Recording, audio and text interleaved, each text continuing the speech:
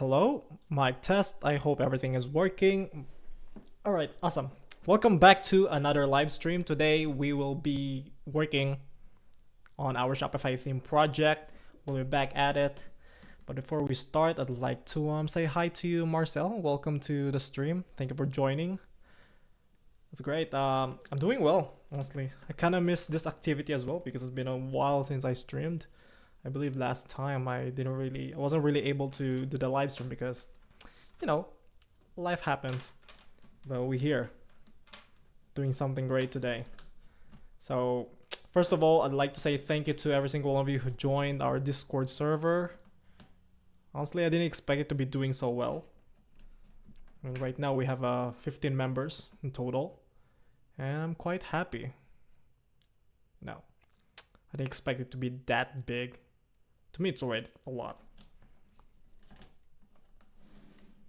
But yeah, we'll just wait for the others if they want to join. But today, what we'll be doing is continue our Shopify theme project. And that being said, let me just open my code editor, but hold on, let me just fix something here. All right, awesome. I'll just minimize this, but hold on. Is it better to do login in JSON or in Liquid? Well, there's a question on the Discord server. Perhaps I can answer it here right away.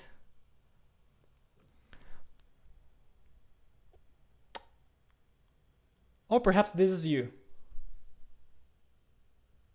Well, we can do that actually. Yeah.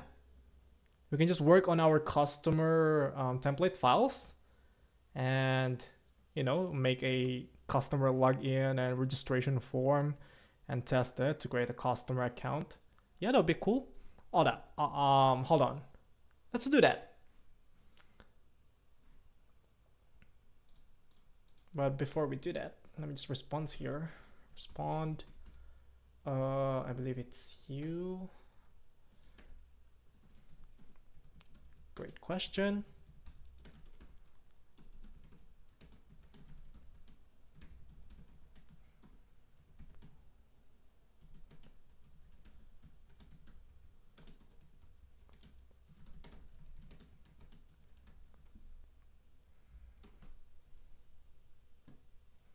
Yeah, we're gonna be making it as a JSON template. Okay, so let's do that. No one's on Twitch. That's fine. Let me just open my VS Code. VS Code. Shopify themes. I believe it's this one. Yeah, it's this one. Great. Okay, so what we'll be doing is the template customers. This is what we're going to do. So we have a couple of templates here that we can work on, and perhaps we can do that right now. So first we need to obviously start our theme dev. So Shopify theme dev, that's always the first thing that you need to do. And second is the Tailwind CSS. Obviously you can set up a package.json script to do all of those. For example, you can do npm run and it will execute the Shopify theme dev command. At the same time, it will also execute Tailwind CSS. It's all up to you. I think there's a library for that, to do concurrent scripts. Tailwind npx, Tailwind, but I prefer to run them separately, run them manually so that I get used to it. At least that's how I look at it. So npx, Tailwind CSS, and then the input is coming from the src folder. The name of the file is tailwind.css. And then we'll do the output flag and we'll put that file inside of our assets folder, and the file name is theme.css. So assets / theme.css, and we'll use the watch flag. That way it will keep the changes saved. So let's run that, and that should do something. Awesome. So now we have our theme.css updated. We have our Shopify theme running. We can, hold on, let me just press any key to continue. Let me just select my account, hold on.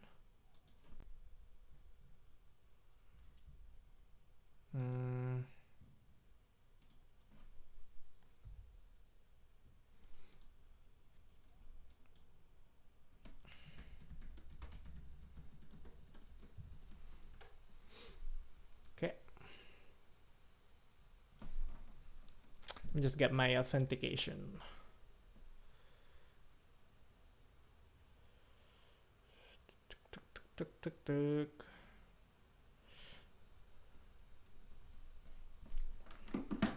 Okay, done. I guess we can just go back to our Shopify dev, log in, and then just keep it there for now, just in case. Maybe later on we'll need that. But let's go back to our code editor and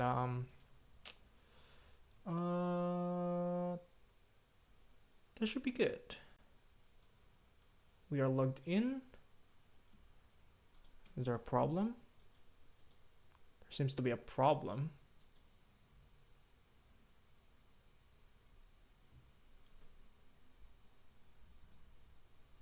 It's already logged in, but it's not giving me the URLs. That's bizarre. Let me try it again.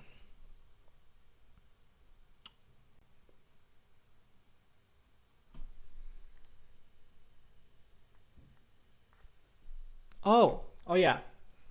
Almost forgot about that. We need to go inside of our project folder. So cd live WeeklyHow, and this is where we'll execute the command. Shopify theme dev. I keep forgetting about that. Oh, there you go. That should be working. Let's select this.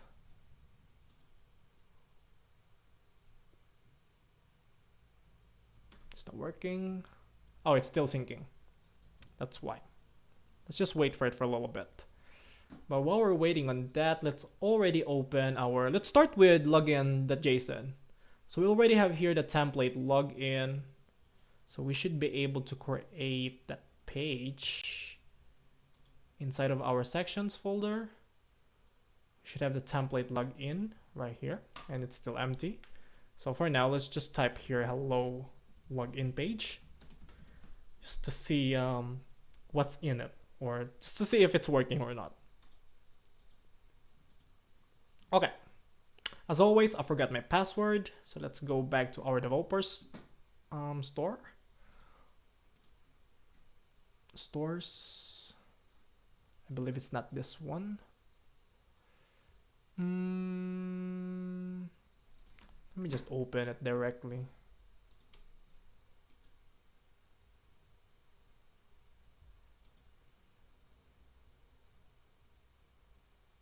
Okay. Online store, preferences. And let's just scroll all the way down. Let's copy that, paste it here. There you go. So we're back here. We can then click the login. And there you go. As you can see, we have the hello login page here.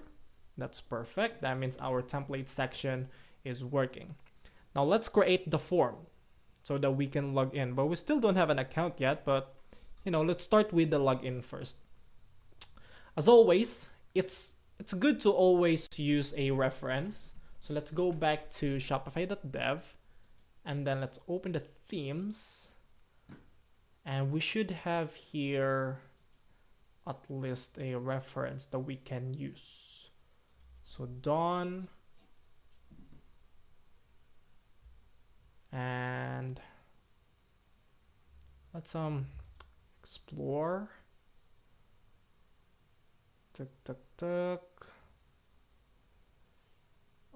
Let's open this, and should be the sections, and let's look at the main login. Awesome.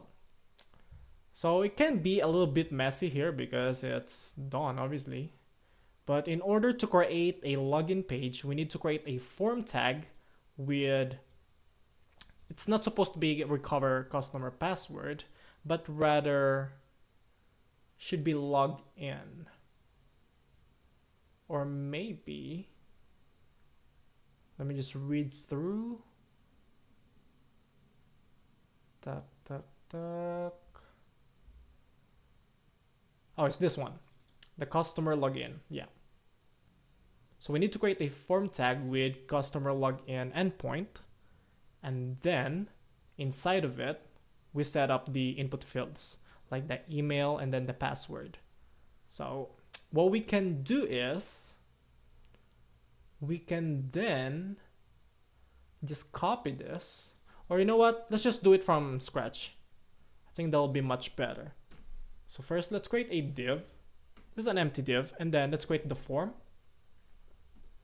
And then the name of the form is going to be customer hyphen or underscore, I believe. Yeah, underscore login.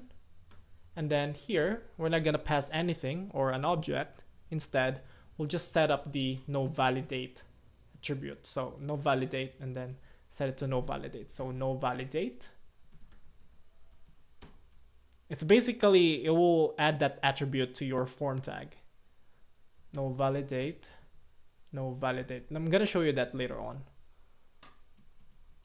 Let's just double check. That's good. Okay, so let's try to type something here. For example, hello. Let's go back to our store, and if we inspect,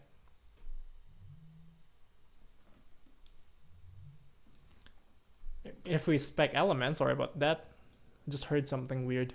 Let's open the elements and let's select the hello, and notice that here now we have the following form tag, and we have here the attribute no validate because we specified it here.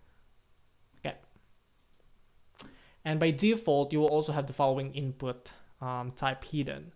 So you have the customer login type, and then this thing here, like it will check if it's successful or not, but honestly I have no idea what it does. It's just basically a check mark. But that being said, now that we have that form, we can start working on the input fields, like for the customer email and then the password. So let's just go back here and take a look at what we can do or what we can use. So if you notice, there are conditions here that checks if this form has errors, because there could be errors, right? Like say for example, the password is incorrect, or maybe the account does not exist. Obviously you're gonna need to display those errors. So let's start with that. So just get rid of the hello now, we don't need that anymore. This time we're gonna create an if tag, and then the condition is going to be if form that errors, it's like it's not empty, then we'll display those errors. So we can just create here a div with a class of like, I don't know, with 50 with full or 1/2. I'm trying to figure out like what I'm gonna do. Hold on. 1/2, and then we'll set its padding X to 4 and padding Y to 2, and we'll give it a margin of auto, and then a background color of green 500 and a text gray, or let's just make it black, it's fine, and a font weight of medium. I think that's enough.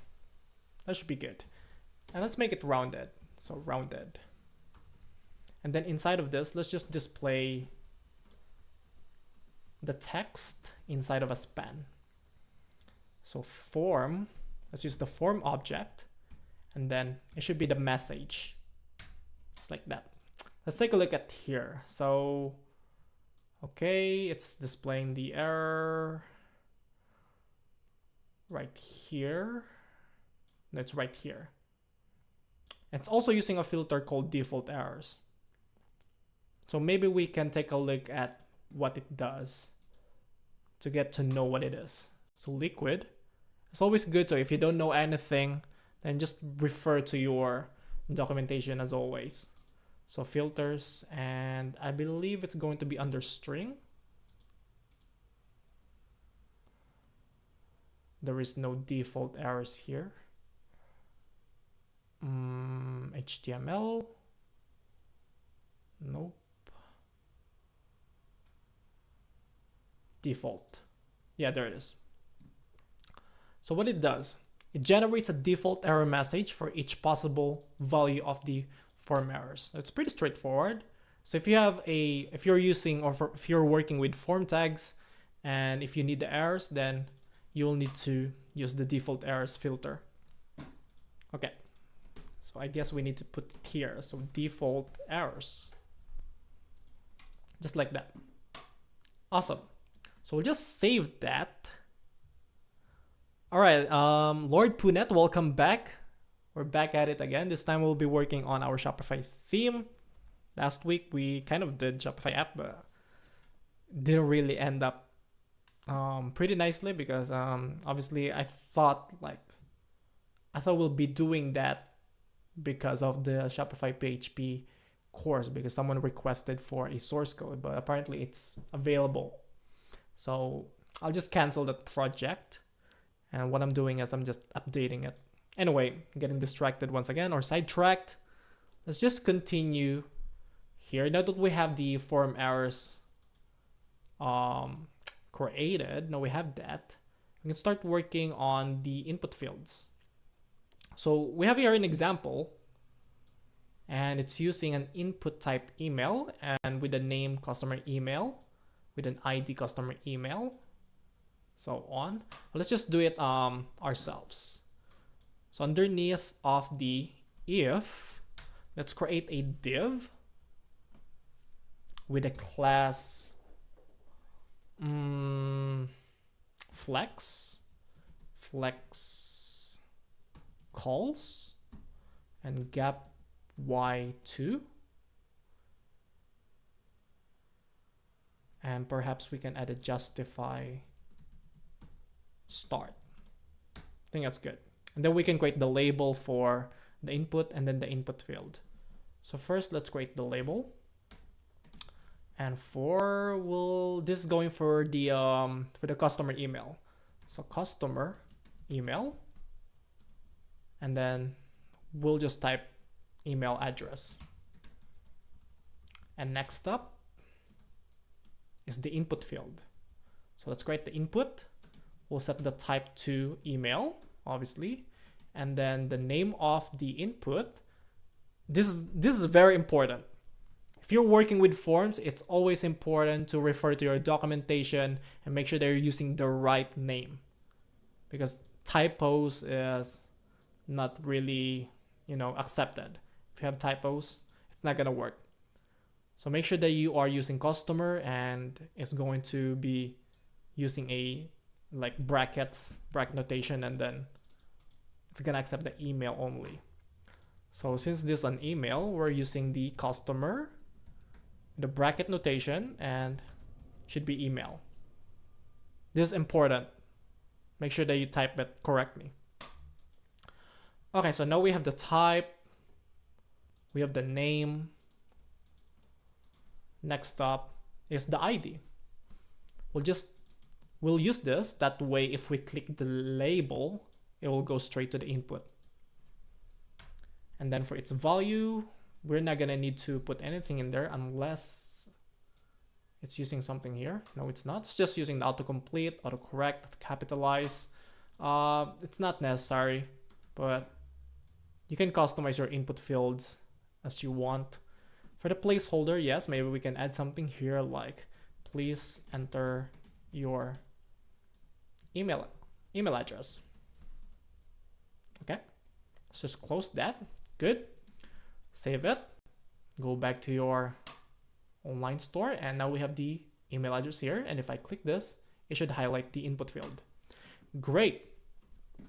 Perhaps we'll just make this flex row.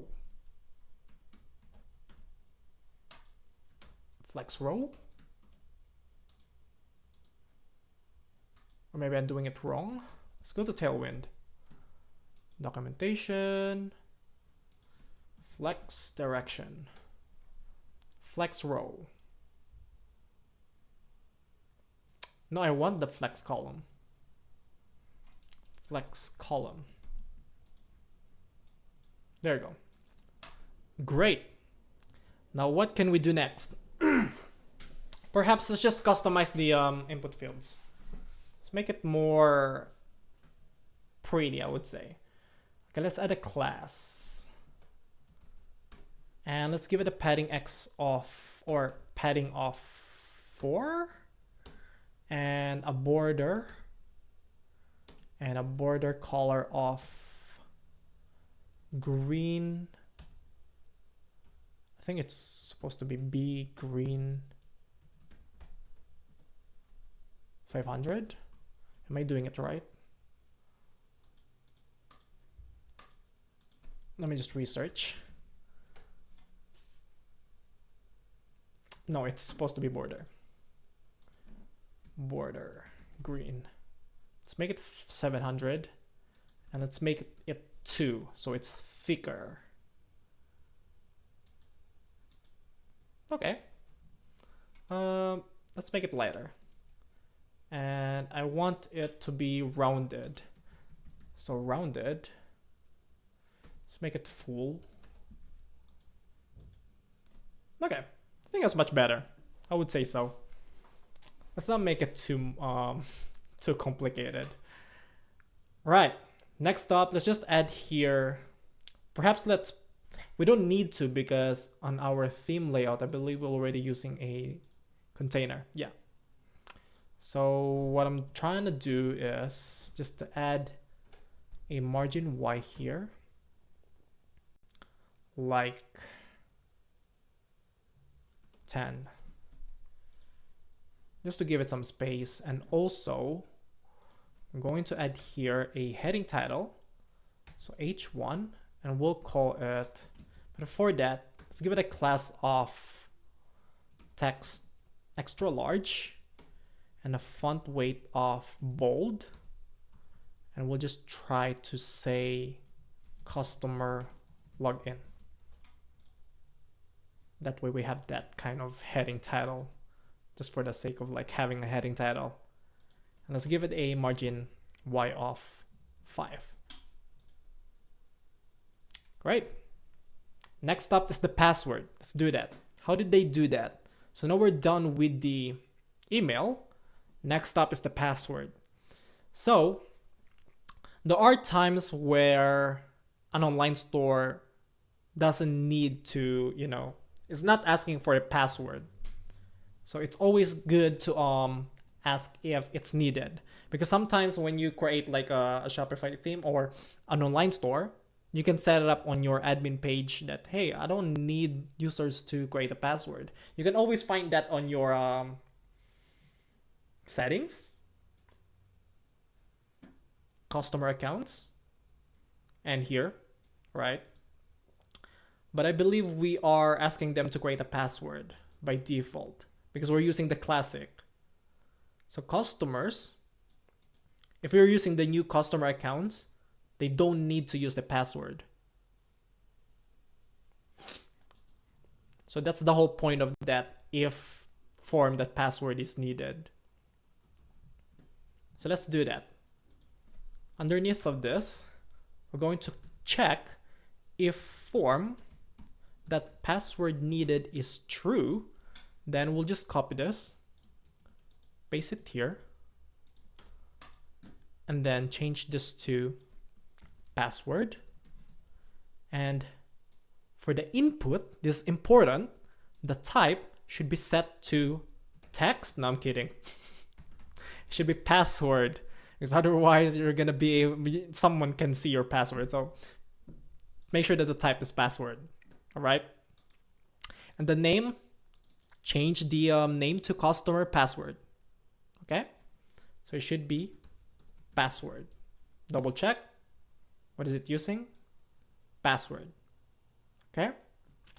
And for the label, we'll change this to, you can always press Ctrl D to select the next same text. And we'll change both of that to customer password. There you go. And that should be pretty much it. The last is to submit this form. So you can create a button with a submit type. And whenever you click that button, you should submit this form. So let's try and do that. But first, let's work with this. See what it outputs. See, now we have the following. So we have the email address and we have the password. The reason why we have the password, and that is because of our settings. We set it to classic customer accounts that will ask users to provide an email and a password. But if we use the new customer accounts, it's not gonna ask anymore for the password. It's just the email address. So we have the following error or warning: switching to new customer accounts. That means apps or customizations added to classic customer are not supported. Blah, blah, blah, blah. Okay. You can switch back to classic at any time. Okay, that's fine. Let's save that. And now let's go back to our line store, refresh that. And there you go. As you can see, it's just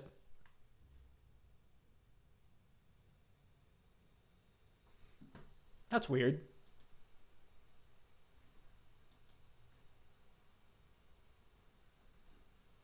Oh, so that means if you're using this, the new customer accounts, that it's not using your template file.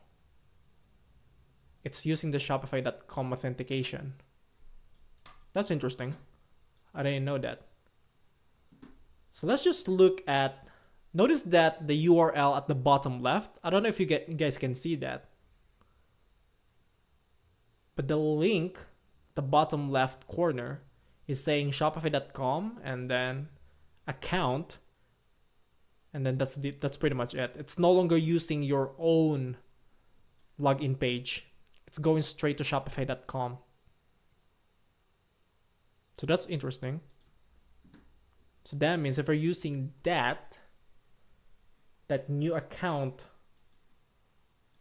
new customer account version, then it's not going to use your template anymore. Let's bring it back to the classic customer accounts. Maybe there is a setting here.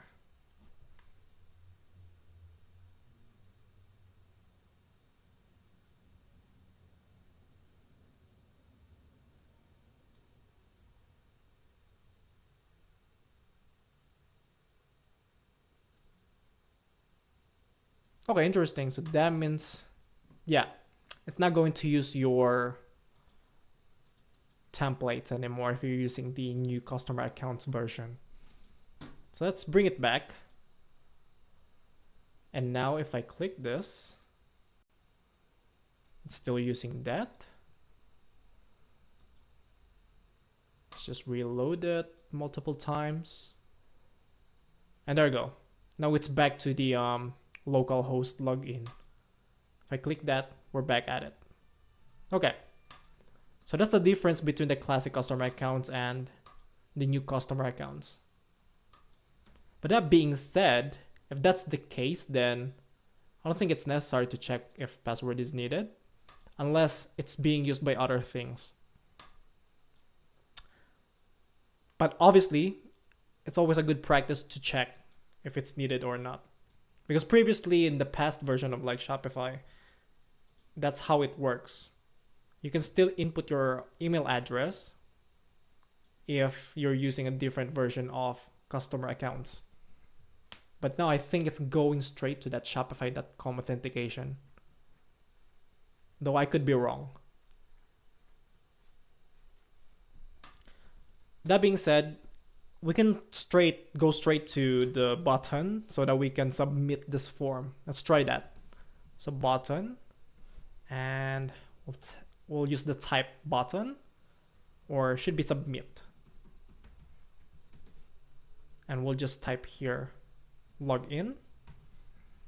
And let's give it a class of with -20 and or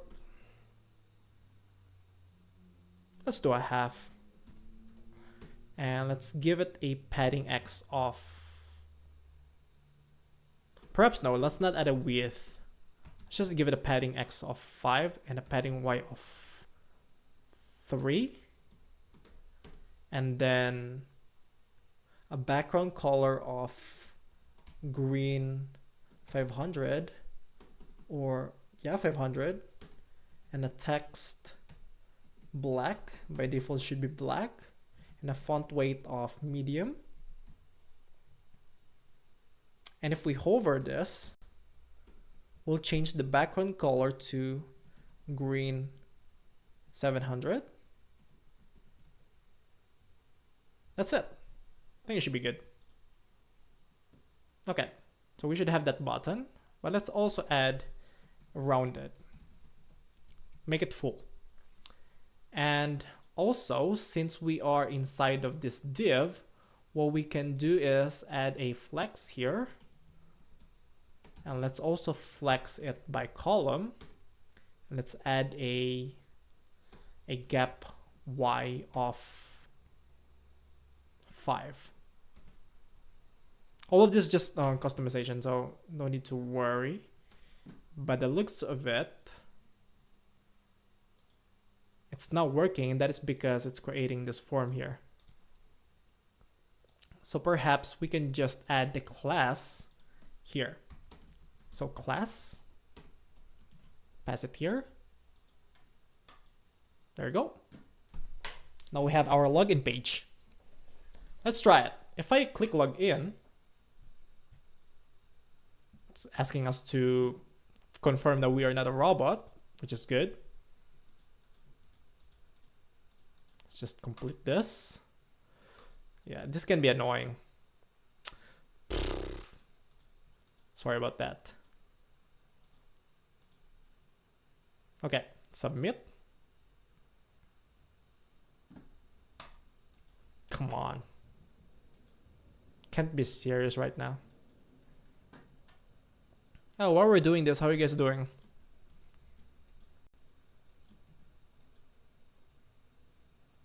Okay, I went straight back to my developer's store. It's not what I want.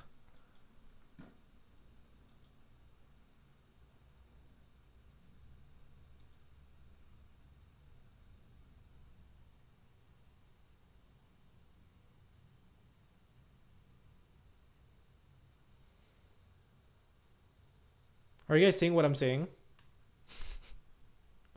What is that guy doing over there? Tell me I'm wrong. Oh my god. Why is it here? Who made this captcha? Stairs, obviously.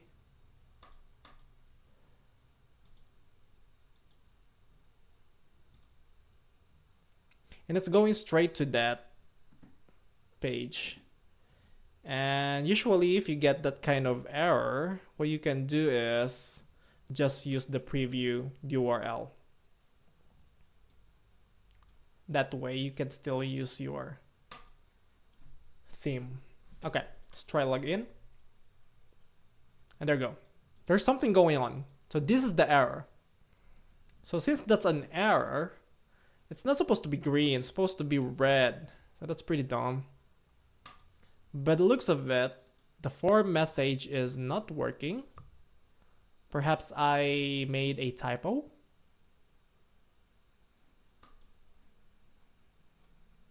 Supposed to be messages, perhaps. How did he do it? That's not it. Form.errors. Form errors, not form messages. So that was kind of dumb. Let's close that. Go back to VS Code. It's not supposed to be like this. It's supposed to be errors. Let's refresh. Try it again. There you go. Now we have our error. Incorrect email or password. From Marcel. Looks nice. Thank you. I mean, it's pretty quick design. It doesn't need to be thorough. But yeah, we're pretty much done with our login. That's pretty much it. Now we can start working on our registration page. That way we can create an account and test if we can log in. Okay? So usually what I do is I just copy what I have here in the template login and use it in the template register section. Remember, in the templates customer, there's login and register. Always refer to the correct section file. So template register, it should be this template register. I can just paste it here. But before I do that, I'm going to push this.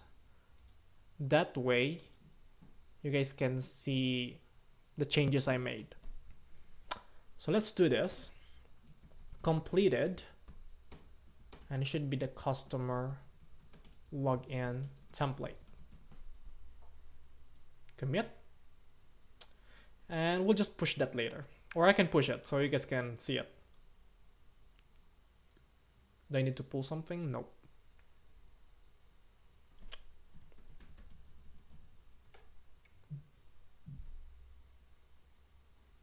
It's not working. There you go. Great. Now we can go straight to the sign up page. Let's click this. It's still empty. Well, let's take a look at the main register because it's going to have a different input fields. Obviously, it's going to use email address, perhaps a name, and yeah, first name, last name, email, password, and confirm password. I believe there's a confirm password. So how many input fields can we use? Maybe there's something on the documentation. Should be the objects and then form or tags, theme, HTML, form. Okay, so here are the list of the form types. So for the activate customer password, cart, contact, create customer, etc. I believe it's going to be create customer. Correct? So here's an example of create customer. But do we have an example that we can use? There's this generate a form, creating a new customer account. And you can always refer to this customer template. So what does it need? Okay, so it needs 4 inputs. One for the first name, last name, email, and password. And if you're that lazy, you can always just copy this, which we are. So let's just copy that. Let's go back here. But we want to keep the styles, and that's the thing. So perhaps let's just do this one by one. Let's copy this, put it here above the email address. And what we're gonna do, just change things up. Let's copy this, the class, put it here, and change the for to customer first name. And we'll add, just copy this input, paste it here, but we'll change the name to customer first name. You guys know what I'm doing? You guys can follow along. But since this is a first name, obviously it's not an email, so we'll just use text. And now we can get rid of this. Okay? Good. Now we have the first name input. Next is the last name. It's pretty much the same. What you can do is just copy this. Copy your input field or HTML code. Paste it underneath. Change the label to last name. And then the for attribute, change it to customer last name, just for consistency. And then we forgot something, and that is the ID. So make sure that you copy the for and make sure that the ID and then the for is the same. That way, if you click the label, it goes straight to the input field. Okay, let me just double check. The placeholder is not yet done. We can just leave it honestly empty. It's fine. Same with here. Okay, for the name, we'll change it to customer brackets last underscore name. And then the ID, copy the for, put it in the ID. Okay. Next is the email. That's it. I don't think we need to change anything because according to Shopify, we just need to type email and the name customer email. So this is pretty much good to go. And for the password, we're not going to check if password is needed, I believe, unless it's required.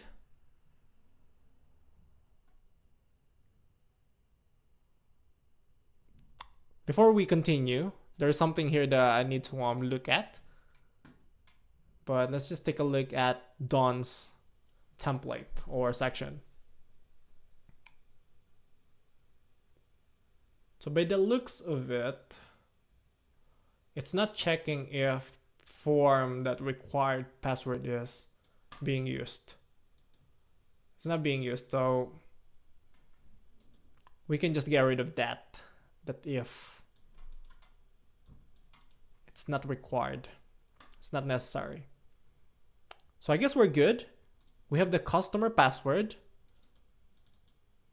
The name customer password is already being used by this one. We have the email, we have the last name, and we have the first name. So if we submit this form, pretty much good to go. Let me just get rid of this placeholder here. This one too. And if we go back to template login, let's not do that. Instead, please enter your password. That was my typo. So I apologize for that. Save it. Let's save this. Great. Now we can just go back to our online store, refresh the page. Now we have our login, our registration page. Should we try to create an account? Let's do that. I'll put my first name, my last name, my email address, and my password. It's not supposed to be login. It's supposed to be sign up. But let's just click it. If I click that, okay, it goes straight to the login.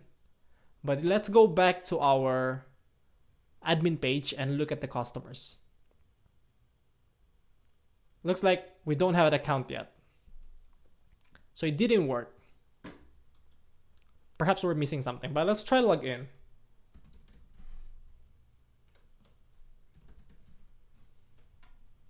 It's not working. So that means that account is not signed up.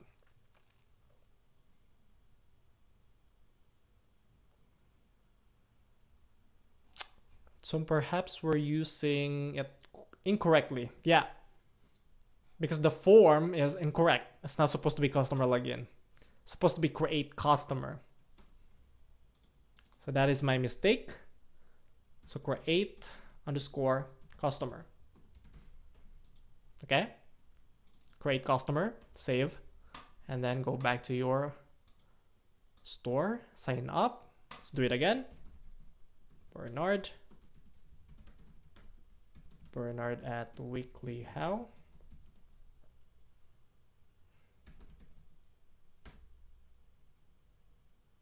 There you go. Now it should be created. If I refresh our admin page, I should have my account. There you go. Now we have our login page. We have our registration page. It's working. Well, let's try to log in. Let's do that. Let me just honestly make it smaller, like so. So I can see the chat here. Okay. Great. Now we can go back to the login page and try to log in using our new account. So Bernard at weeklyhow.com, and let's type our password. Shoot.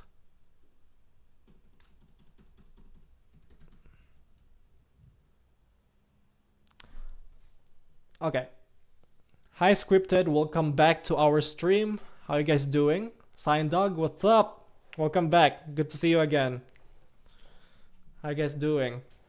Okay, so let me just explain once again what we're doing. Basically, Marcel requested to work on the customer templates. So we worked on the login, we worked on the customer registration template files, and now we are just testing it. So the registration is working. Let's see if the login works. It is working. So now we are signed in. But notice that we still have here the login and the sign up. That's weird, right? So let's see. If we click login, it will be back here, which is not supposed to be the case. It should be redirected to the account because the session is already active. So that's what we're going to fix next. But that's what we did. We created a template login with the following form. We're using the form customer login, and we're checking if there are any errors, and we have the input for the email address and password. And we have the template register, just basically creating the first name, the last name, email address, and password, and that's all. But make sure that we are using the right form type, which is going to be the create customer. Yeah, so that's all. That's all we have for now. But we'll continue with the rest, and I guess we just need to fix this because since we are logged in, it should not be displaying login sign up. It should be displaying sign out or log out because we're now logged in, right? So how did they do that? How did they do that? Let's go back to header. They should have here something like in the header.liquid. Like that checks if the customer is logged in. Or perhaps there is an object or an attribute, right? So let's see the object.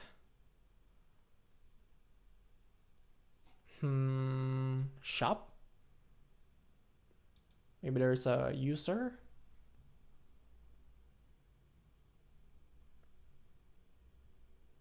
Shop.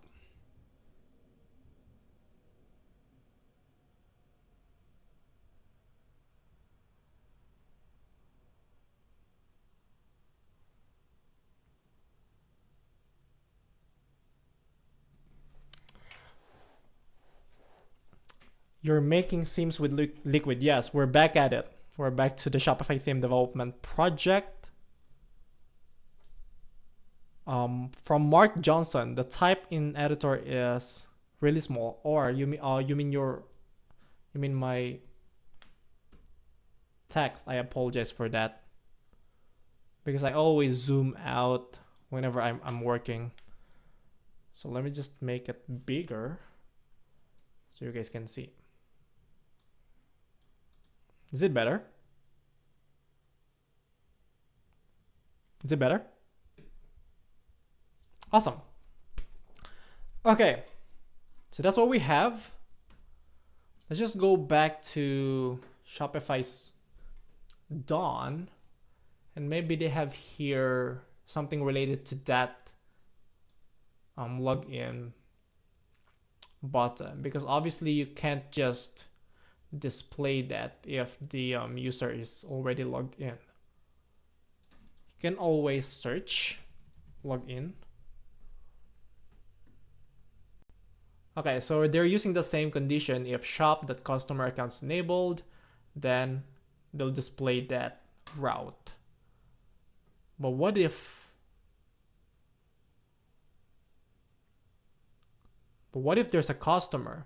So the condition that we have here is if there's a customer, so I guess that is a global variable. Let's just go back to the objects and look at the customer. This one. Yeah, so the customer object is directly accessible globally. So we can use this to check if there is a customer. If there's a customer, that means there's a session. And we don't need to display the login and sign up once again. So that's what we're going to do. Perfect. So let's just go back to the chat and read. By the way, Bernard, is it possible to localize my host store both in language and currency? There's two ways. I mean, it's supposed to be separated. So there's one for languages and there's one for currency. I believe there is an attribute for that. So perhaps we can cover that in the future. But I think I also have like a video on that on my YouTube channel, so should find it there. But yeah, is it possible though?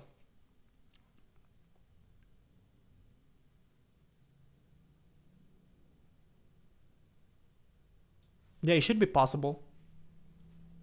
But the thing is, with the currency, it's quite tricky because it's gonna need JavaScript too.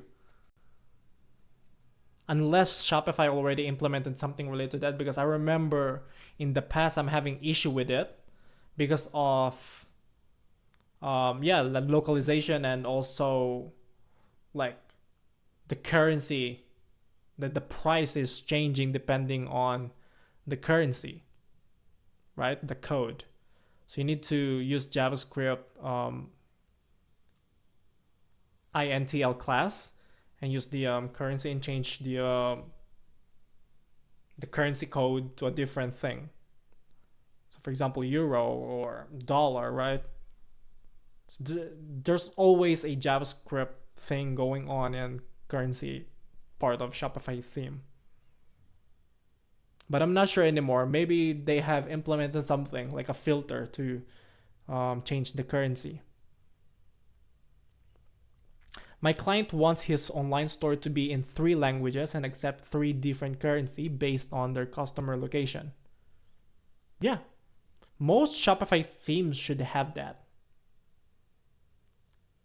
Unless you're developing your own Shopify theme for your customer, for your client. Is that what you're doing? But by default, Shopify theme should have that feature. Where are we going? Header. Okay, so let's just go back here in the header.liquid and work on the login. So we have this div here with the account login URL route. Perhaps let's just make a condition like if, and the condition is if there's a customer. If there's a customer, then we'll just display this. Otherwise, use else. We're going to use a different route. It should be account. Hold on. It's supposed to be account lagout URL. Because since there's a customer, hold on. Actually, it's the opposite. If there's a customer, we should log out. So account lagout URL. And let's change the text to log out. And we'll do the same thing to the other login and sign up. Should be at the top. Okay, should be right here. So we're doing this condition if shop customer accounts enable, display this, but inside of this div, we'll also check the customer. So if customer, and then we'll add else, which indent it back, And we'll just move this inside of the else. You guys follow along? If there's a customer, we'll render the sign out button. So we can just recreate that anchor tag with the same class and change this to logout. But the route should be account underscore logout underscore URL. It's pretty much how you should do it. Once again, if there's a customer, create an anchor tag that allows users to log out. If there's no customers or there's no session, then we'll just display the login, logout. So now that we have that condition, if we save this and go back to our online store, save this, now we just have the logout because right now we have a session.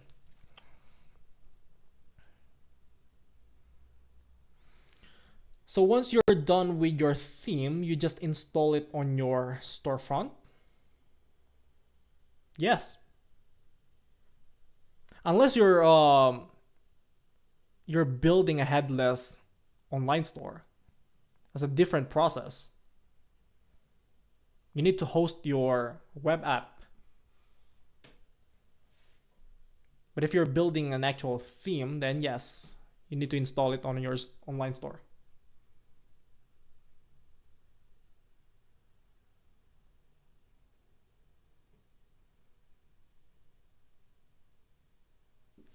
Okay, great. So now that we have the logout, let's try that. If I click that, we're back at it. We're back to log in and sign up.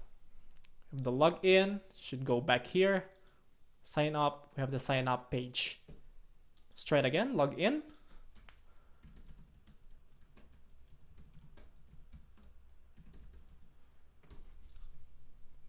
Perfect. Now we are logged in. Shoot. Okay, water break.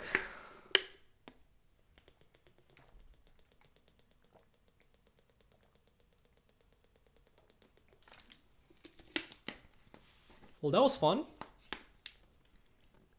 We created almost half of the customer template, so that is good.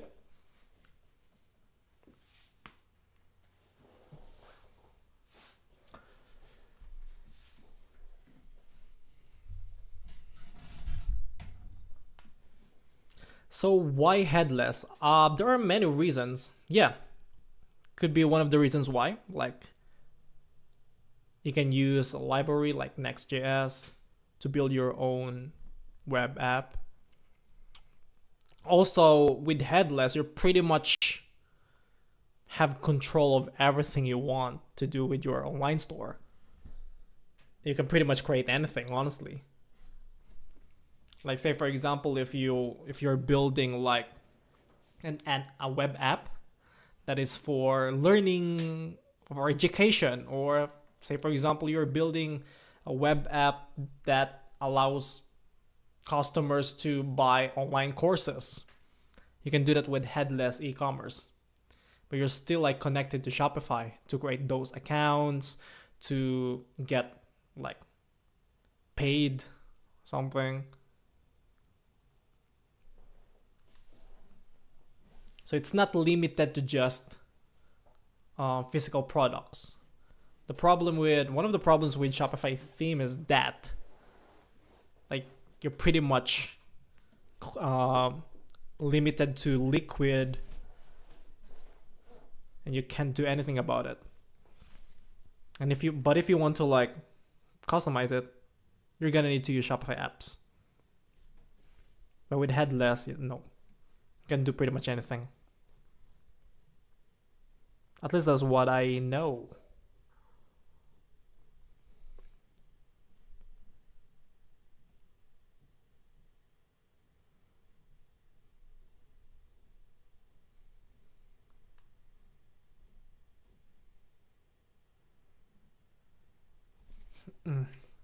Okay. From what I'm saying, theme development with Liquid means you have to do only what the template allows. Yeah, because you're close to, you're pretty limited to the template structure.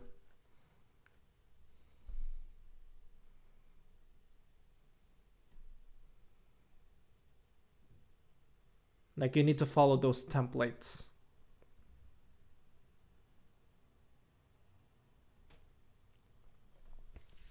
Like there's that header.liquid file. I'm assuming that has to be there in order to work.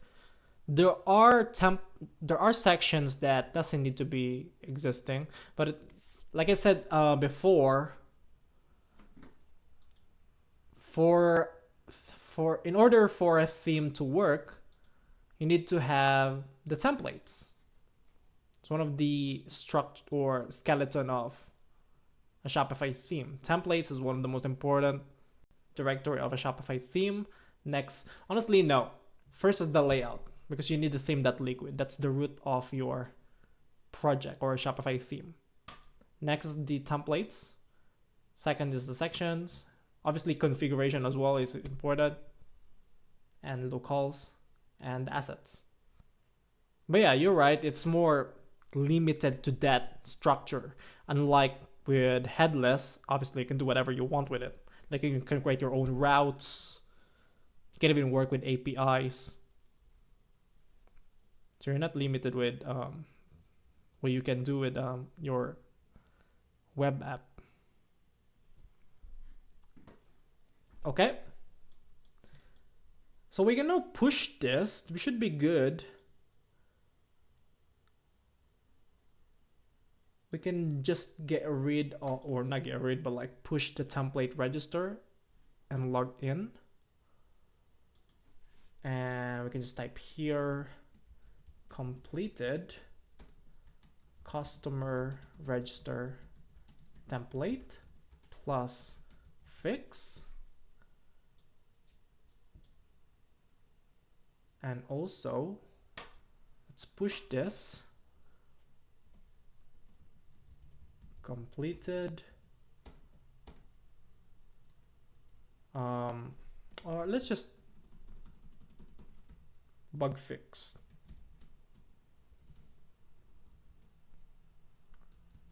Customer session check on header. Let's commit that and we can push. Push.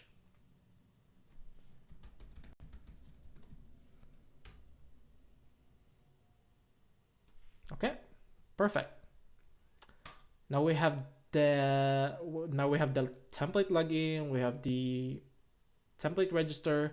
Next is, I guess, the template account to display our account. Correct? So we have this template account here. We can now close this and start here. Let's type hello world. And let's refresh this. And we should have our hello world here.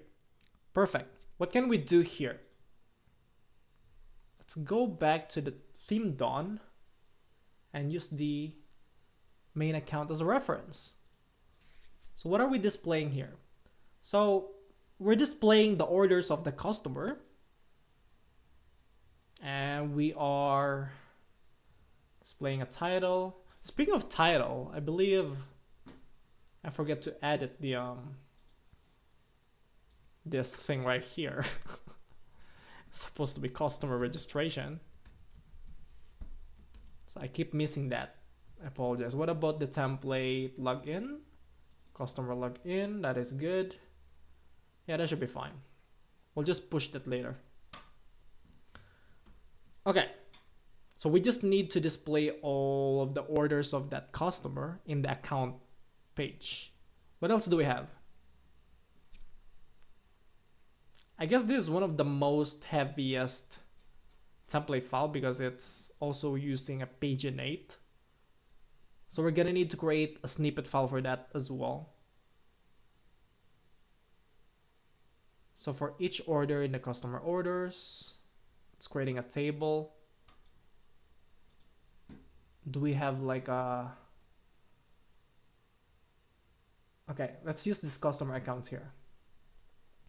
You can do something like this. Also displaying the account details. So the content, you should include customer object in your customer account or inside the template. So when working with the customer accounts template, you should familiarize yourself with the following. So we need to display their orders and their default address. And I believe we also need to add like a button that allows users to customize their address. Maybe they want to add another address, right? So that's the part of it. Yeah, this one, the view addresses.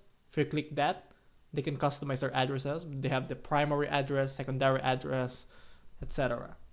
Let's start one by one, okay? Let's just create a div with a class of flex call, gap y 4, and justify start. And here we can create a heading title with a class of text extra large and a font weight bold. That's pretty much it. You can say here account. And underneath, we can create a div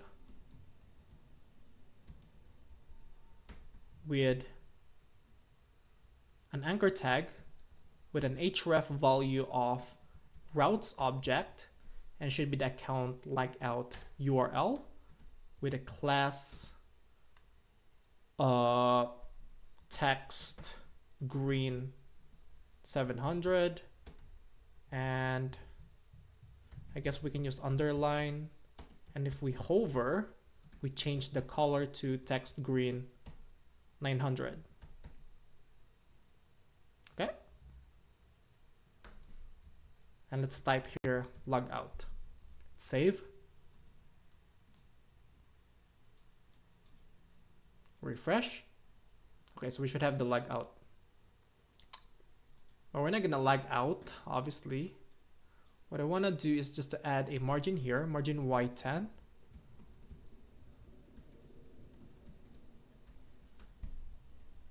So that should have something at least.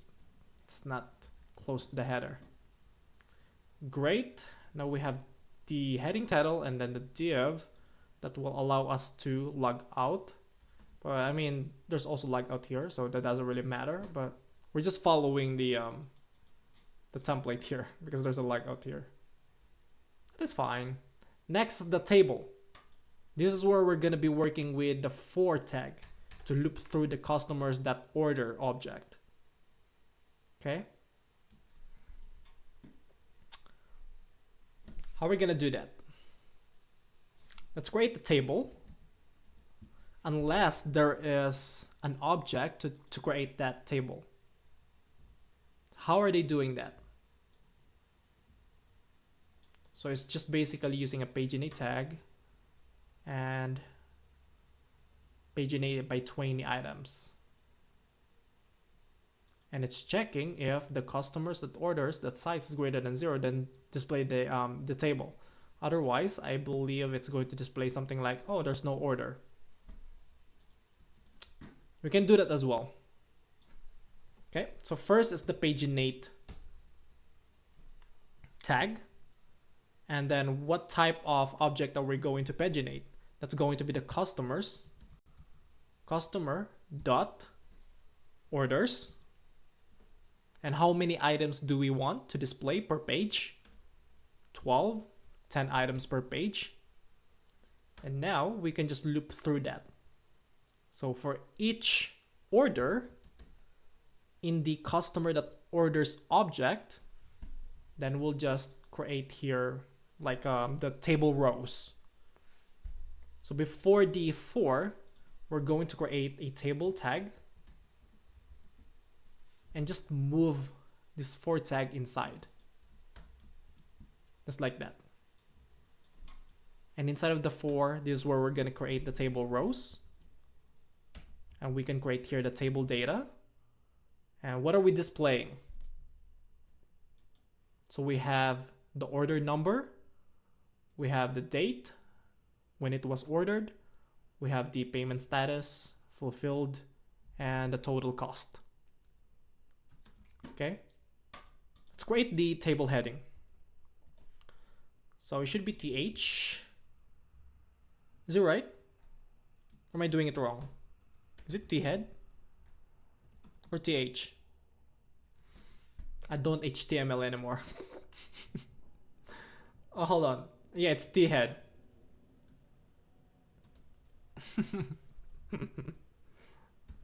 T head, and I guess create a table row. Okay, I think I get it now. Table row, then TH, and the title is order ID. Let's just duplicate this. How many? 1, 2, 3, 4, 5. 3, 4, 5. Next is the date. Next is the payment status.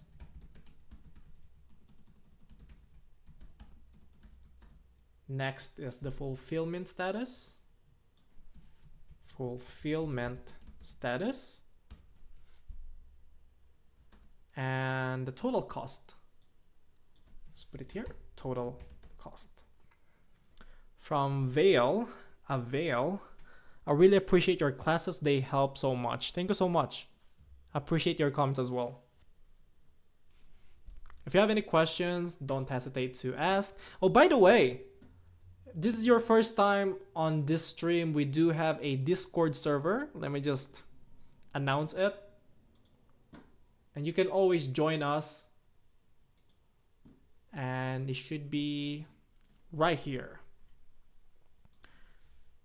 First time, join our Discord server. And that's where we have discussions related to Shopify app development, Shopify theme development, also like anything, honestly. Just basically chilling there.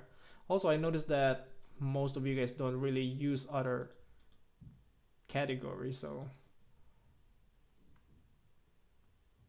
perhaps next time we can do that. Okay.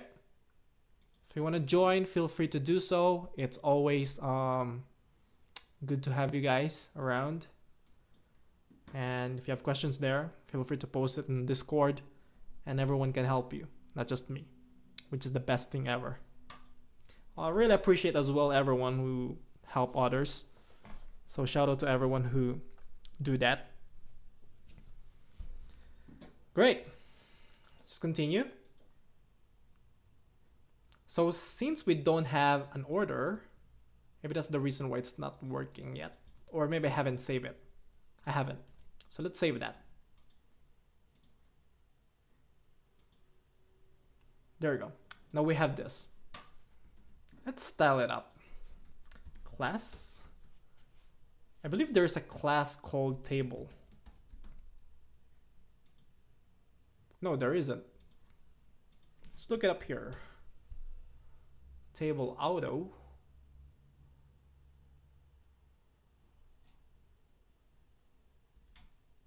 Table fixed.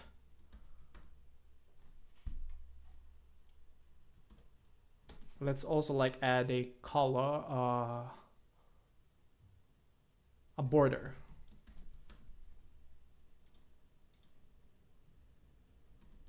Border gray 500.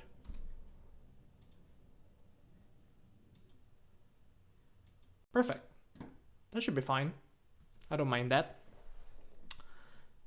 Okay, now we can start looping through the orders.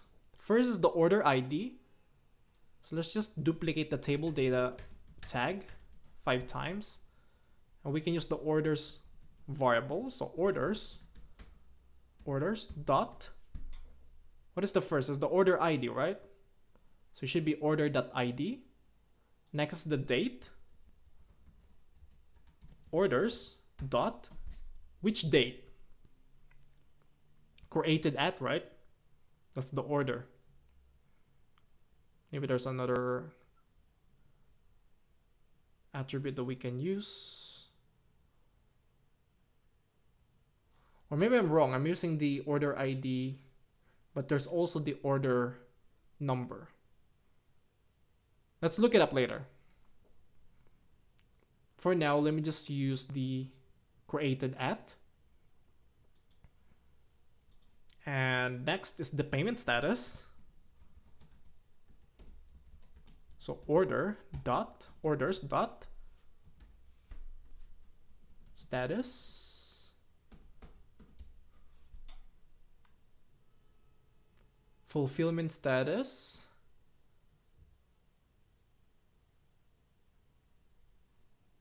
there is no payment status, financial status, and fulfillment status. I believe that's financial status label should be what we'll be using. And let's use the fulfillment status here. Orders dot financial status fulfillment status label. And the last one should be total cost, total price, total net amount. But let's use the total price. And I believe we're going to use a filter, and that's going to be related to price. So it should be money with currency, money without currency. Let's use money with currency. Okay, let's save that. Go back to our online store, save the page or reload the page. We don't have anything yet. We don't have an order that is attached to our customer account. So let's go back to our admin page and create an order. So should be in the orders, create an order, and we'll just select a random product. For example, this one and this one. And we'll just use our account, Bernard at WeeklyHow. Great. And let's save. That should be good. Now, if we go back to our account page, it's still not working. Perhaps we need to fulfill it. Collect payment, mark as paid.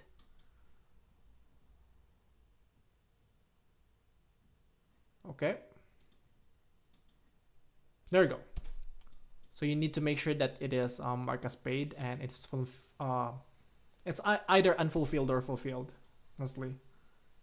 But it'll only display anything that is paid. Okay, awesome. So we have that. Let's take a look at the attributes that we were using. Here we're using the orders.id, but what about we use the number? Because I've seen something, and that is the order number here. And I believe that's what you should be using instead of the ID. Yeah, it should be that. And you can also add or prepend like number sign to display number order ID. Like that, because that's what it's doing here. Correct. Next, we're using here a date, but perhaps we can use a filter for that date as well. Let's take a look at the filters, format, and we can use the date filter. We can just copy this, or we can just manually type it, I guess. Date, and then the formatting is going to be percentage uppercase B, percentage lowercase d, percentage uppercase Y. Okay, save. Let's go back here. Great. Now we have our order ID, our date is formatted, we have the payment status, fulfillment status, and the total cost. Okay, that's a great question. Why use number instead of ID? Now the reason why you should be using the order ID, that is because most of the time that is what is in the invoice number. You don't really need to use the order.id because most of the time the order.id is more for developers or for the admin side. Whereas the order number, it's something that the customer needs. Because what if there's like a problem in the product and it's written in the invoice, in their invoice, not the order.id, the order number. So that's the difference between order ID, order number. Okay. It can be used as well in the bank statements. It's in there, the order number. Okay, now we have the table for the orders. Let's just make this pretty, I guess. I guess that's a good way to finish this.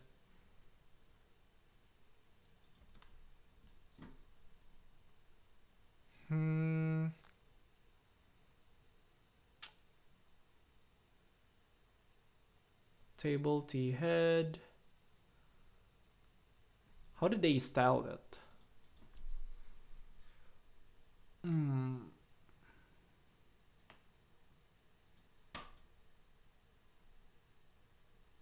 Is there like a Tailwind CSS table?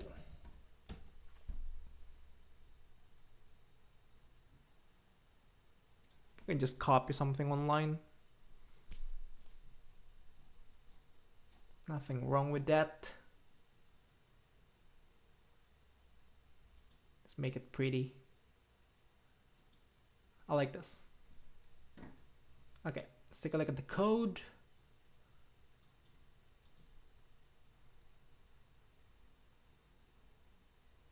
Item center.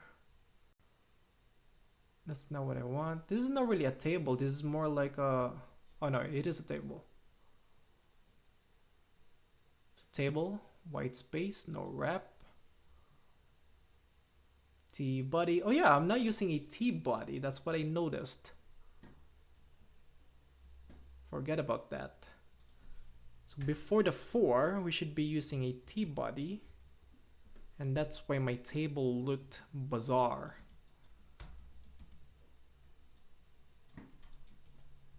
Okay.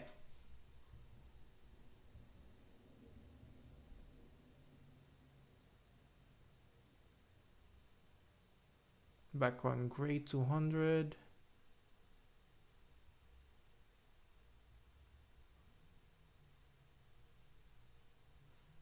I guess I can do it that way, like literally just add like a border for each row. So border gray 500, and then for the table body, or yeah,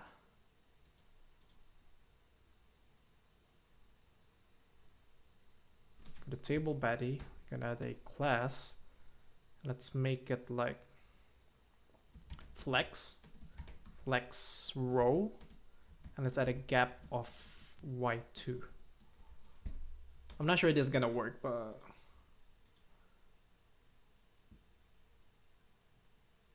yeah, it's not gonna work because that is a table body, unless I'm using wrong class. Tuck. Yeah, I'm not supposed to be doing it like this.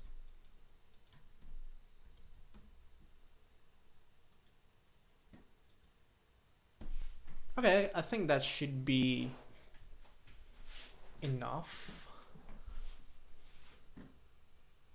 But I'm not sure why this thing is not aligned properly. I know I'm doing something wrong.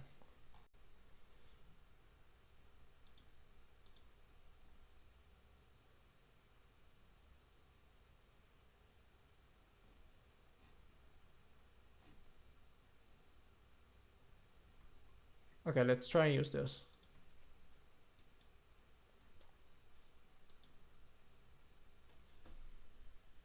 Okay, table class with full.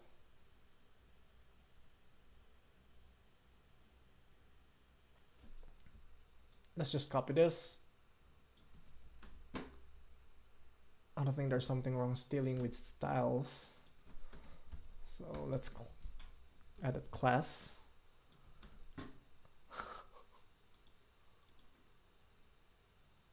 There we go. Looks much better. What about the others? Yeah, I guess we should also add like padding to the table headings. Let's copy that. Paste it here.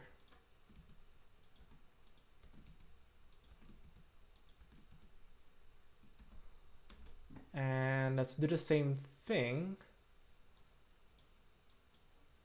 Let's copy this, add it to the body, and for each table row, hold on. I guess we don't need to add border for this one. But for each table data, we have this. Okay, let's do this one by one. No. Shoot. Class, paste. Let's copy this, paste it to the other table data. I know this is boring, but that's part of like development. Yay, that's much prettier. I don't know what's going on with the header. I'm seeing a bizarre border.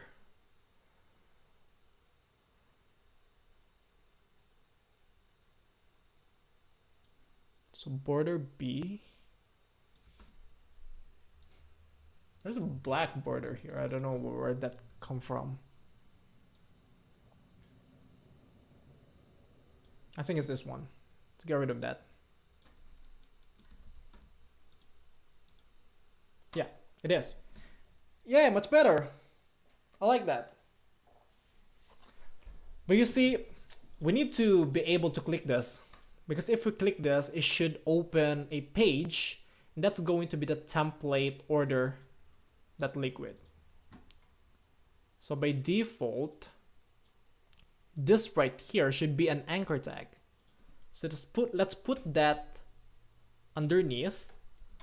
Let's create an anchor tag specifically for that. So ahref, and it should be orders dot, and it should be the order URL. Perhaps as the status URL here. And let's just put the order number here. You can always style this up if you want. Class, do we have a example that we can use? Yeah, we can actually also do something like this. If it's paid or not, you know. Make it green if it's paid. If it's unpaid, then red. If it's pending, like this. Let's take it one step at a time. For now, for the order number, I want it to be color blue. So let's make a text blue 700. And I also want it to be using underline.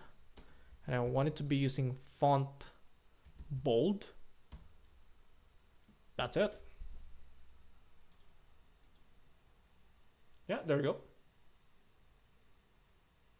If we click this,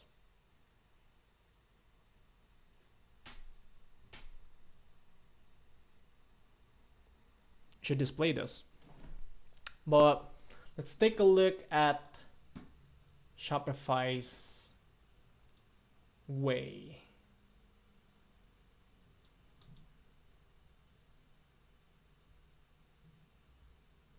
Order that customer URL. But what about the order number?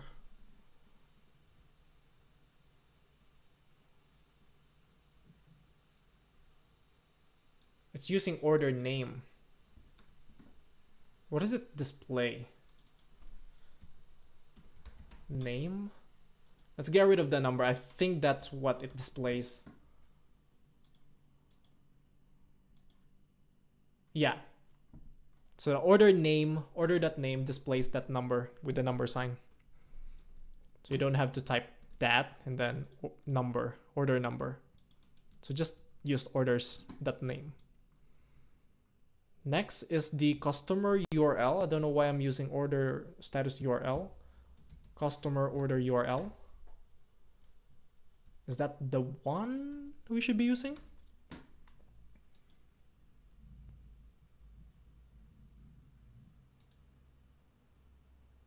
Not this one.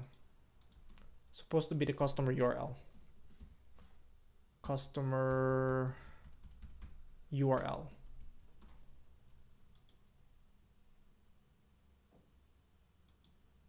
Yeah, there we go. So this page should be the template customer order or the template order. So since this is still empty, we can type here, this is the order page that will display the information of the order. If we save that, we should have that. Perfect. So we're pretty much almost done with this. We can close that for now. But now we have the customer URL that will redirect us to that page. We have the tables. Next up, I guess we can work on the address to display the address here.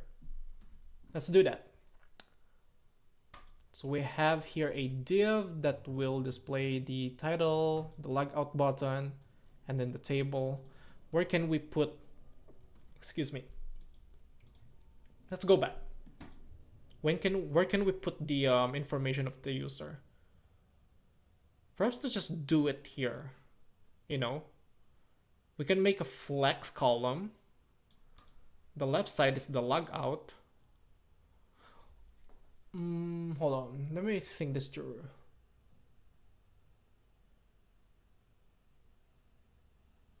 Yeah, let's just put it at the right side, on the right side. So let's create here a div with a class flex and flex row with a gap, not gap, but more like justify between. And let's just move this heading title one here, but we'll put it inside of a div. And then we'll create another div, and this one is for the customer address. So we can create a new heading title and set it to account details. So let's create a heading title 2 with a text account details, and let's give it a class of text large and font bold. And underneath, we'll just display the address of the customer. So let's make this text gray 700. It's not fully blacked. So how do we display those addresses? Maybe we can look at an example. Okay. So there's an example here. I will check if the customer that default address is available, then we'll just display those address. So the first address, second address, meaning, you know, the lines of, I'm not gonna explain how addresses work. Let's just copy this, and that should be fine. Because inside of a default address, there's address 1, address 2, the zip code, the city, and the phone number. As always, you can visit this page. It should be in the themes themes page, and then under the architecture and templates. Or you can also look it up here. I'll post the link in the chat if you guys want to look at it. And let's go back here. There you go. I don't have an address here. That is because in my account, I didn't really set it up. So what we can do is, I can go back to my customer's account, and I'm going to add like an address. So where is my account? Disable reset account, merge customer, erase personal data.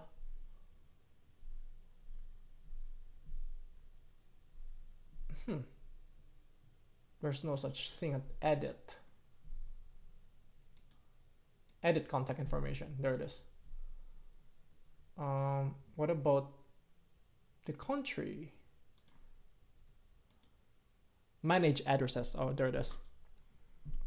Let's edit. That's the default. You seen that? That's the default address. You see here in the on our code, we're using the default address attribute. It's talking about this because you can obviously set your default address, etc. And that's the reason why we only have France, and that's because we don't have other information like address 1, etc. So let's do this. Obviously I can't post my address. That's dumb. Which area I'm gonna go?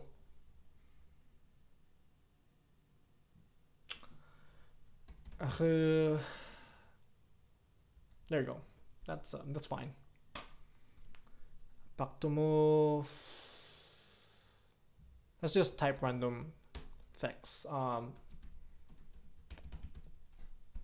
Zip code. I guess 9. What is the zip code of Rivoli?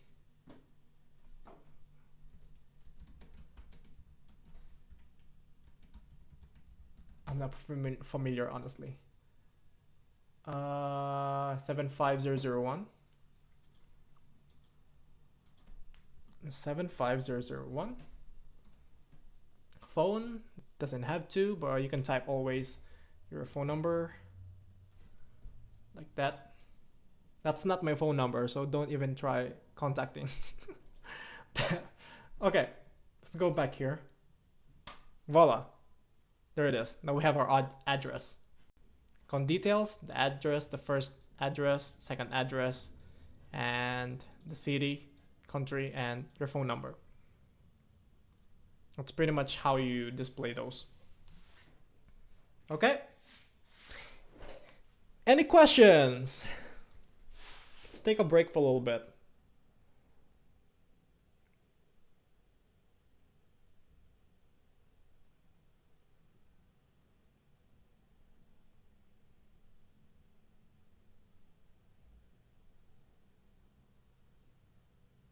As always, guys, if you have any questions, feel free to post them. Let me take a look at Discord. Maybe you guys have any questions. Announcement. Lobby. Nothing. On the theme.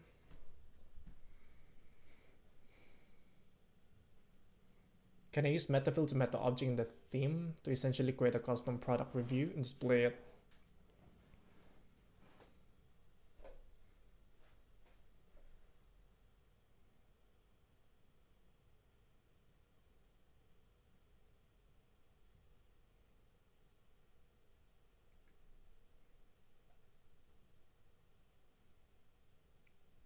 I mean, it's not wrong. There's so many ways to create a testimonial. You can cheat it, actually. You can just create your own set of meta fields and just basically fill those information one by one on your own. You don't have to fetch anything from products unless you want to make it dynamic, like it changes on reload or something, which I don't think it's overkill if you do it that way. So if you decide to make testimonials on front page of your online store, just make it as simple as possible. It doesn't need to be too complicated.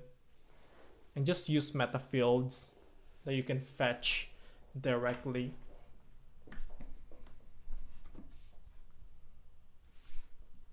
Do you have other questions? Nothing in there. What about on Twitch? There's nothing in here as well. Oh, by the way, maybe in the future I'm going to switch my stream platform to Twitch, but it depends because most of my viewers are here on YouTube. But maybe if you're interested to, you know, connect further in the future, you can also follow me on Twitch, because out of nowhere I could like stream without announcing it, but it's just a thought for now. Because sometimes I could like just play games or whatever. Like it doesn't need to be about coding all the time. And I'll do it direct on Twitch instead of YouTube. Just get rid of that.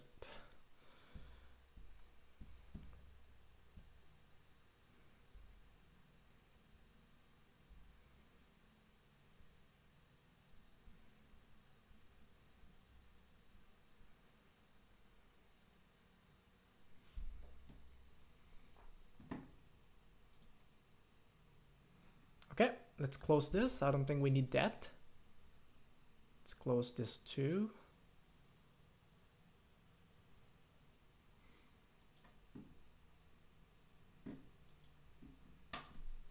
Okay. What else do we need? I guess we can just push our changes to our repository. Let's put it here. Let's put everything. Semi-completed. Because obviously there are changes that we need to do here. Like for example, the address. There should be like a button that allows us to go to addresses and allow us to change the default address. So let's just label as semi-complete for now. Account page.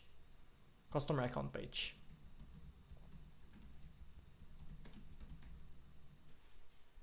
Commit. Let's push. Oh, yep.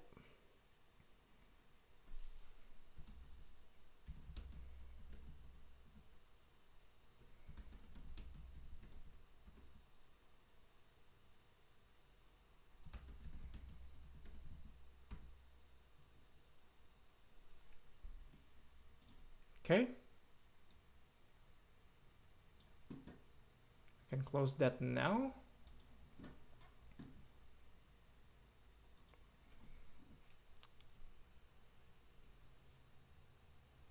Okay, let's proceed to the next template section, and that should be, we can go straight to the template order, honestly. That way, if we click this, we should have the information of the order. Let's do that. Let's use the customer's order page, and we have here what? Heading title with a return, the order number, the date, and the information like the products in that order. Okay, this is gonna be quick. This won't take that much time. As always, maybe you can like refer to an example.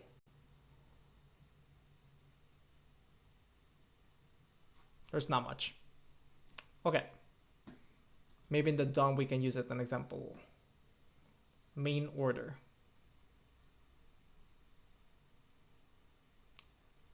Okay, let's dissect this one by one.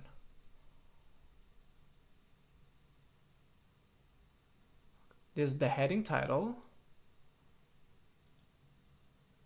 the order title, and then the date. And we have the table here that will loop through the order line items. Okay, It shouldn't be that hard. Let's use our template account as a reference. I'll just use this. Paste it here. I'll close that div. And let's type here instead of account. What does it display? It says account, but underneath there's also order. So I guess we'll just leave it as is. But the href, it should be going back to the account URL, right? So let's change the route to account URL. That will redirect us to the page of our account. And instead of log out, let's change this to return to your account. Let's try that. Save, go back to your online store, refresh. If I click this, it should redirect me here. If I click the order number, we're back here. Awesome. Next is the order number. Let's do that. Underneath of this div, we'll create, we can just copy this honestly. And instead of account, we'll use the order dot order number. So we can use that order number attribute. Is it displaying something else underneath? Yes, the order date. So placed on June 23. Let's just replace this div with a span and with a class of, we can use text SM, and the color is going to be text gray 700, and I guess that's all. Doesn't need to be too overstyled. And here we can type placed on, and then the object order dot created at, and then we'll use the filter date, correct? And the format, if you remember, is going to be uppercase B, percentage lowercase d, uppercase Y. But maybe we can also use the time at 18:19 p.m. Maybe we can use here something like a date, date filter. Created at. Okay, maybe we can use that instead. So let's pass that as an argument. So created at. Maybe that will work.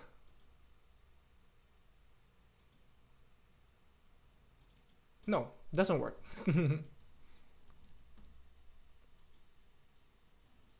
Because we need that time. How did they do that?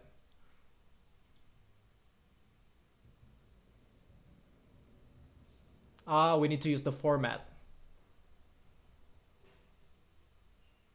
Date at time. There's an example here. Let's try it like so. Format, and then it should be date at time. There we go. So we also need to change this. Instead of order number, should be name, not order number. I apologize. Awesome. So we have the order number, we have the date. Next up is the line items. So we'll do the same thing. We'll just create tables. So underneath, let's just copy the table that we have here. Let's copy this. Also, we haven't created anything to this paginate because we also need to create a paginate like object to display those numbers, right? If there's more than 10 items. We'll do that later because we're gonna need to create a separate snippet file for that. But for now, let's focus on finishing the customers templates, shall we? Okay. What are the attributes that we need to display? The product, SKU, the price, the quantity, and the total. Let's change this to product. The SKU. The price. The quantity.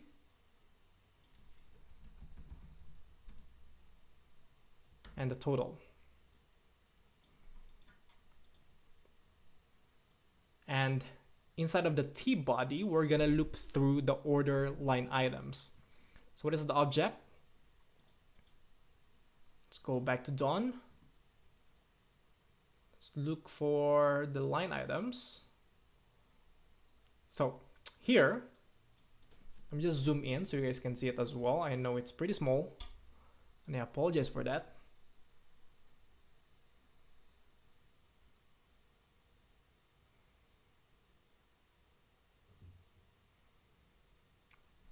Okay, so a question from Signdog, thank you so much. So if you have a template defined, you need to have a section for that template. If you're using JSON templates, yes. Obviously you need to refer to the right section file. Because remember, we are using JSON templates. Inside the templates, inside the customers, we are using this. So for example, template order, right? So in our order.json, this is important, should be the right file name for the JSON template. We have this JSON object, and we are referring to the template order section file. And that's why we have this template order. Okay, so the name of your section file should be the correct type that you specify here. If you're using JSON templates. But if you're using Liquid templates, you don't have to create a section file for that. But the problem with Liquid templates is you can't create or, do customizations to add another section in the theme editor, I meant. Okay, so let's go back here. Instead of customer orders, should be order.line items, correct? I forgot. Order.line items, line_items. And we'll just type here line item. And what are the things that we need to display? Obviously, the title. Okay.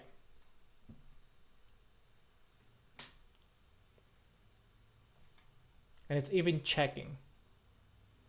My advice is always it's always good to have a reference of where you're working. You don't have to copy the Shopify theme Dawn, but it's always a good idea to understand what's going on in each template file, on each page, in each code. A question from Jonathan. I have a question that's a bit unrelated. I want to set up an app for one of the stores I'm working on using admin. Okay, what is the question?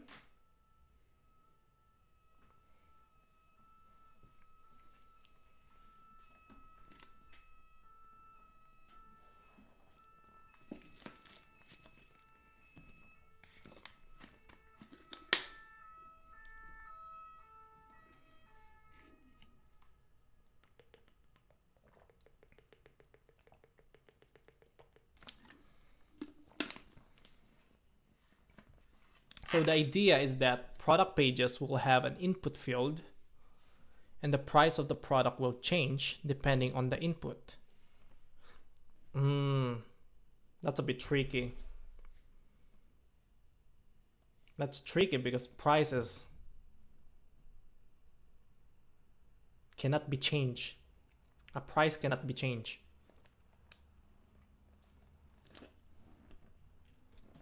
It's predefined. So what you can do is you basically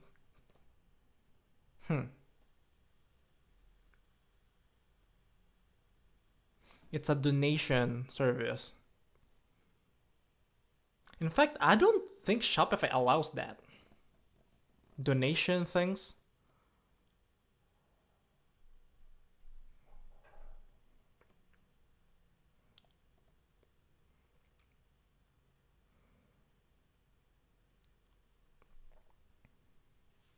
I thought you can change it using yes, you can. But like if you change it through an API, basically for everyone will have the same prices you're doing. You know what I mean? Say for example, we have two customers browsing the same product.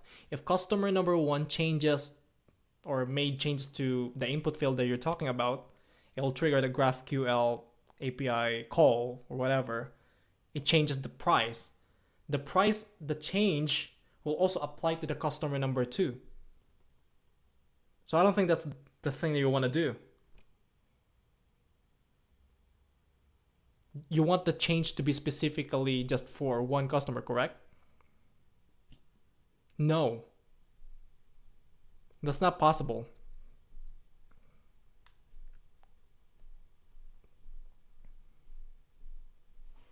If you want to make donations, you're gonna have to create your own API thing. And basically, I don't know, it's tricky because from what I can remember, Shopify don't allow those kind of transactions. Though I could be wrong. From Bleach. Hey, what's up? Welcome back. Now my moderator is here. Finally. Been waiting. It's been like 2 hours. Actually, I should be leaving soon. I'm pretty tired, to be honest. I'm exhausted. I just finished like my week of work. And I'm actually really happy because I missed it as well. But I'm tired. Yeah. So what are we doing today? We did the customer template files. So we did the login, we did the registration, we did the customer account page, and now we're working on the template order, customer order page. So that was pretty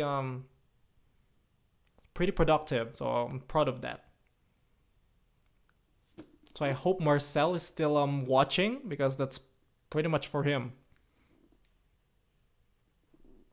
Yeah. Missed a lot. It's fine. I guess we're just gonna continue this again tomorrow. Though I'm not sure, to be honest. Because I feel like I'm gonna be sick. I'm tired. This week really exhausts me. But I'm happy. Did a lot.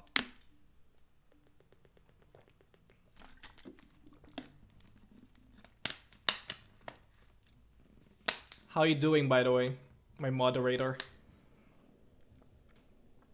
We also made a lot of things on our Discord server, so good job.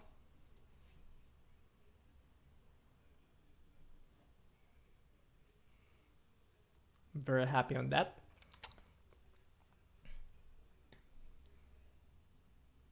That's great. Glad you're doing well. Yeah, like I said, I'm just really tired. Actually, I'm supposed to like hang out with a friend, but he was sick. He was not doing well. And I guess we're just gonna meet each other on Sunday.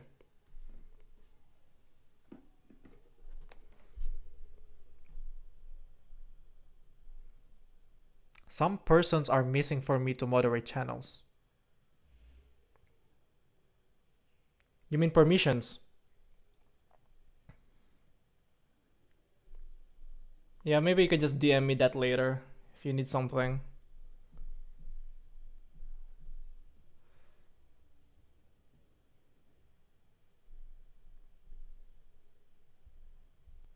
But you can set a discount to product price using admin API. Yes, you can set a discount. But like I said, what you're trying to do is quite complicated. Because you can't just change the price of a product or even like add an attribute that will add. Let me think. Now you're making me think.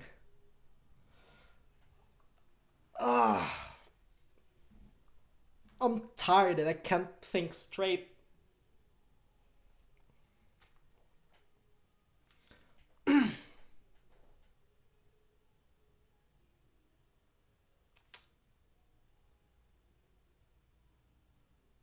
There should be a way to like use tips. But that's more like tax related. My thing that goes to my head is tax. But that's not the right way to do it.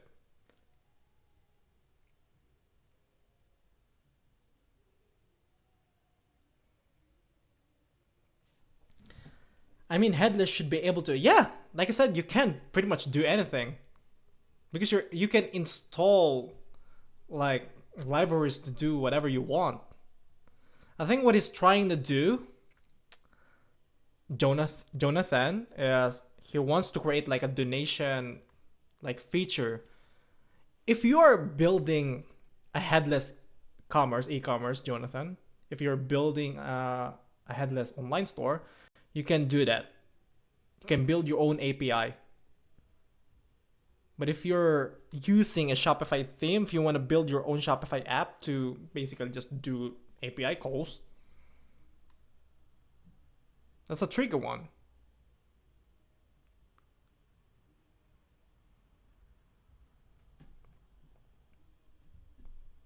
Yeah.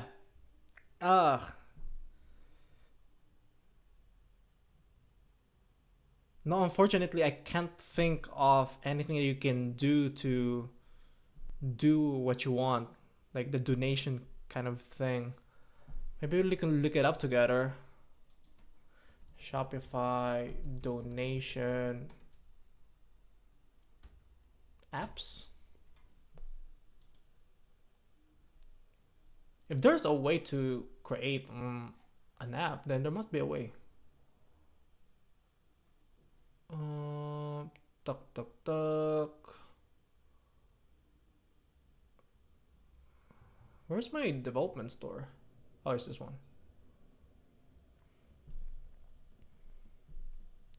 Oh, my guys is finally here. Everyone, welcome. Soham, welcome back. Cyan Dog, welcome back. I mean, I've seen you earlier. Bleached, obviously he's here now. So this is gonna be fun, finally. Now we're talking anything. Perfect.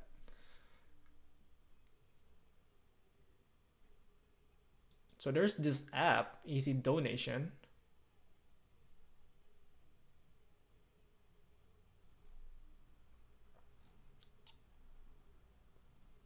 Oh, okay, I see.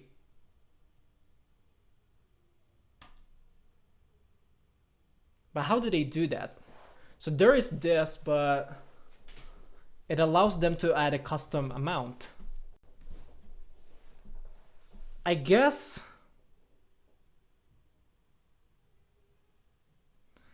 what you can do is instead of having a one product, you have this like input field for the custom amount of donation. And if you click the donate button, it creates a new product using GraphQL API, right? It creates its own product. And then this product that is being created by an API, you add it to the cart. I think that's how I would do it. Basically, that's the gist of it.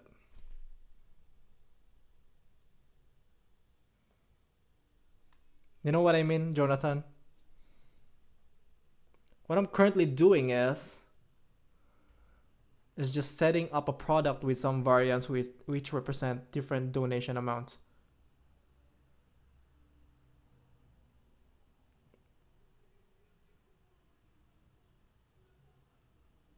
Is it possible to copy someone's customized theme? Yes, you can always do that.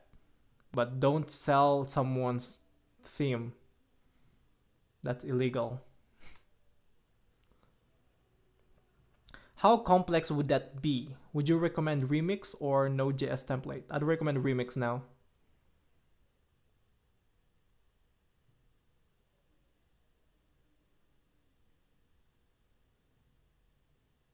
No worries. Yeah, as always, if you have any questions related to anything Shopify related, you can always ask it. And I like that my guys over here just talking about food. You guys are making me hungry all the time. I'm leaving. You guys want to talk?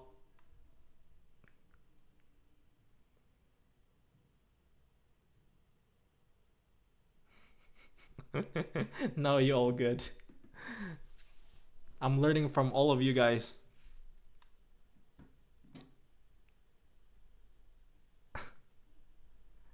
Yo. What is tunak tunak? You guys making me curious.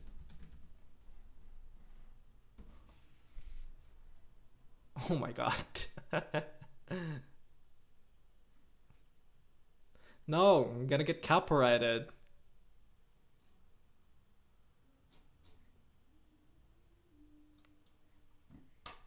You know we need money, right? You're not even like donating or like super chat or something. You gotta do that. It'll motivate me to do something else. And I'll do whatever. Like you can even like play copyrighted songs. I don't care. What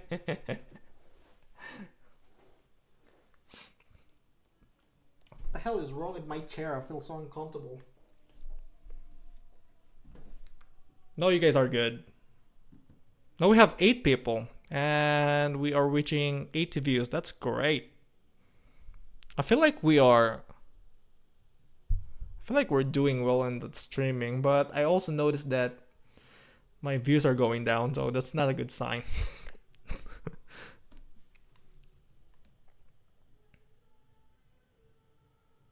Bro, we're trying to escape poverty as well. Talk to me about it. I'm broke.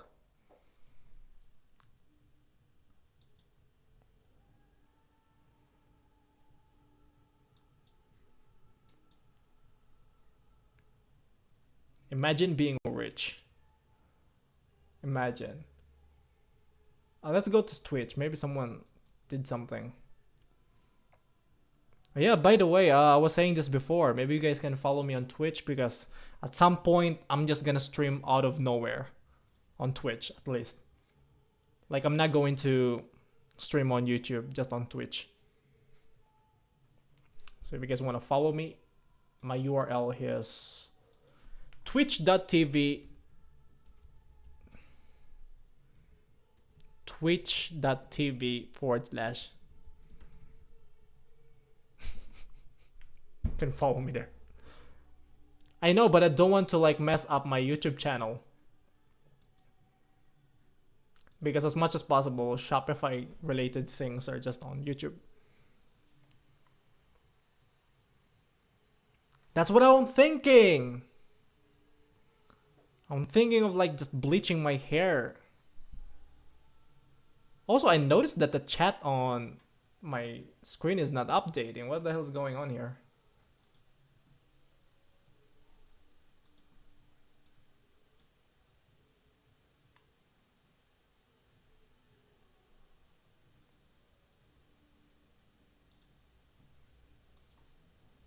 Now my chat disappeared. What is going on?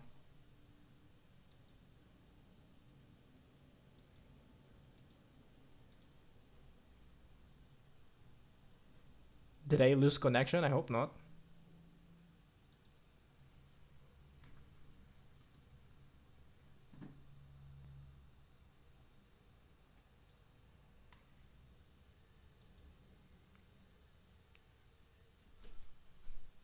All you need to do is scream a lot, do some random stuff, and act like a fool. In about 5 months, you'll go viral and have so much money.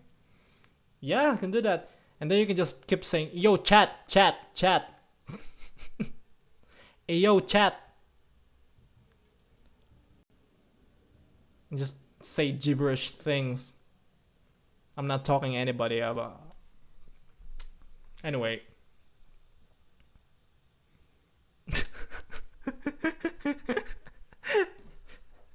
How to become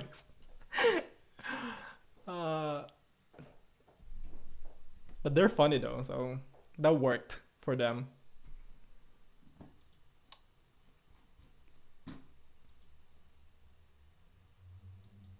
Let's go! I'm getting people, Hey yo, chat, check this one out. I got followers. A minute ago, someone, Amilinite, followed me, chat. Hey yo, chat, Genie followed me too. Send heart in the chat, guys. Is that something that works? I hope tomorrow I get like 100 followers. Yeah, no cap, bro. No cap. What a bunch of... I apologize for that. We are so immature in here. Anyway. Oh, there it is. Now my chat is back. Hey, yo, chat. My chat is back.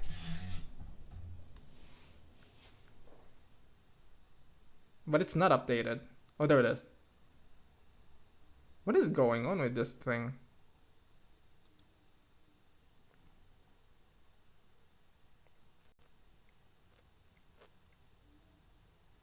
It's updating pretty slow. Yeah, no cap.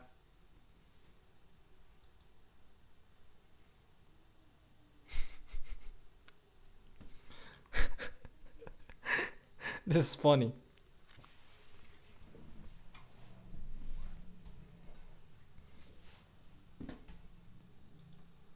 Well, let's go back to coding, shall we?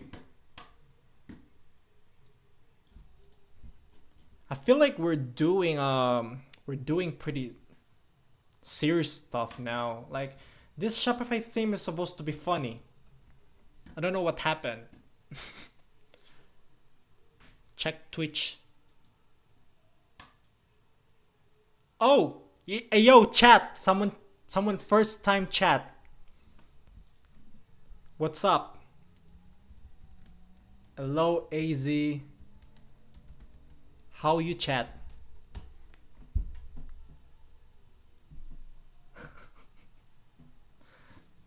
Yeah, please, enough of the jokes or something. We are professionals. Let's go back to our Shopify theme. Enough fooling around. Yeah, I said like take a break a little bit, water break, but let's go back here. Great. So let's just save the template order. Reload this. And now we have the product, SKU, and the table basically. We just need to display the attributes of the product. So for now, we just have the line item here. What is it displaying? The name of the product. So I believe it should be line underscore item dot and title, right? But what about the URL?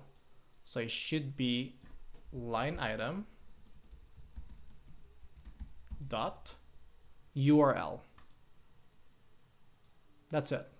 If we save that, if we go back here, we should have the products.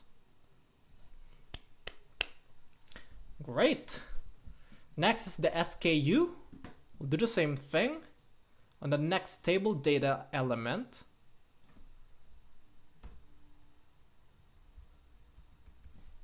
This time we'll use the line item, line underscore item, and then it's the SKU, right? So it should be the SKU attribute.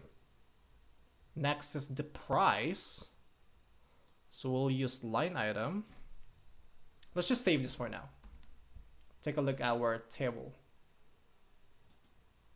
Okay, SKU is empty. That's because our products doesn't have any of those, which is weird.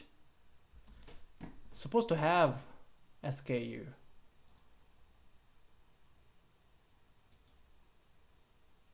Let's take a look at the products. I added this.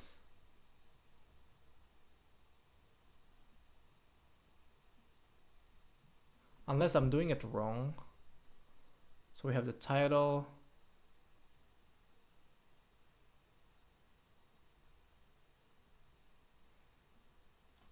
Let's search for the SKU specifically. Right.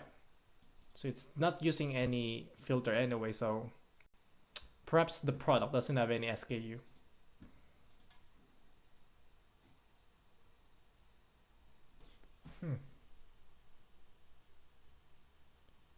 Product category, product type, collection tags.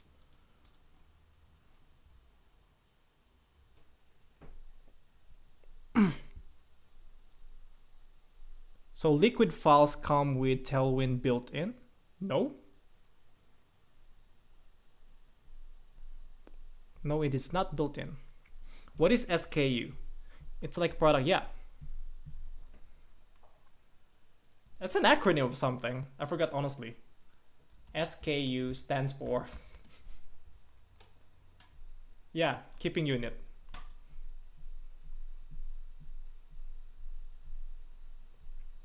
It's for like inventories.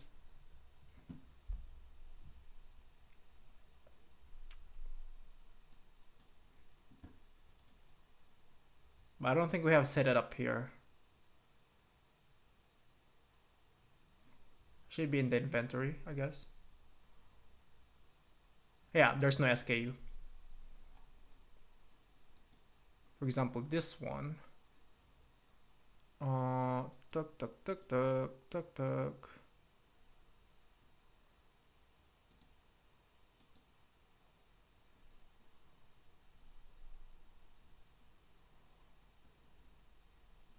How do you add SKU?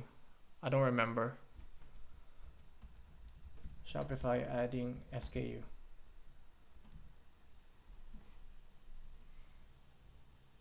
So that styling on liquid file isn't Tailwind. It is Tailwind, but you need to install it.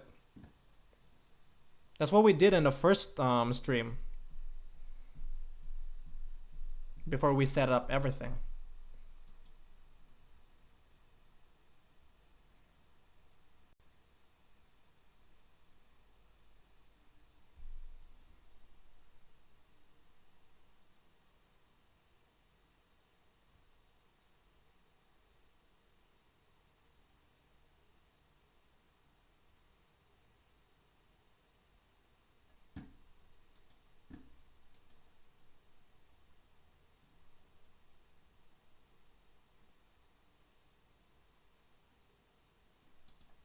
I don't think there's a way to like edit. Oh, you can. Hold on. Let me just select everything. Bulk edit. And let's just add here an SKU. Bruh. Let's save that. Let's go back here. Why is it's not displaying the hold on.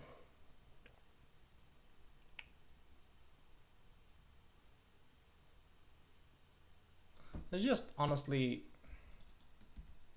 put everything 2, 3, 4, 5, 6, 7.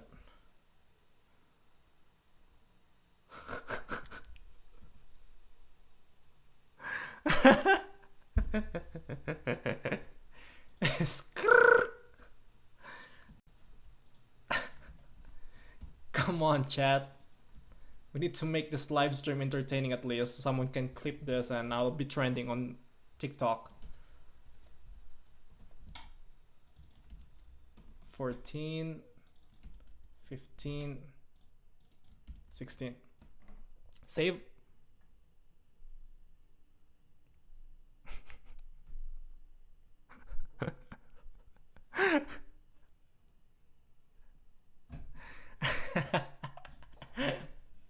I'm trying, guys. Let's go. Yeah, I'm gonna succeed. The first Shopify developer who became like a nerd Twitch streamer. Good. Okay, now that we have the SKU, seriously. Then why is it not displaying? That's bizarre. All I have here are the SKUs. Apologize for that. He's gonna have mad e-girls subbing to him. I don't need that. You need to do the little dance when people do something like sub. Never doing that. Sorry to disappoint. I'm not that kind of streamer. Tailwind and JavaScript are very different. Yes. I mean, isn't that too obvious? Tailwind is literally a CSS framework.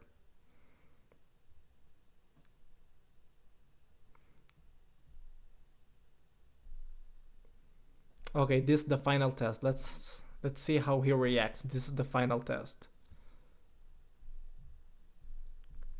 You guys are planning something and I don't like it.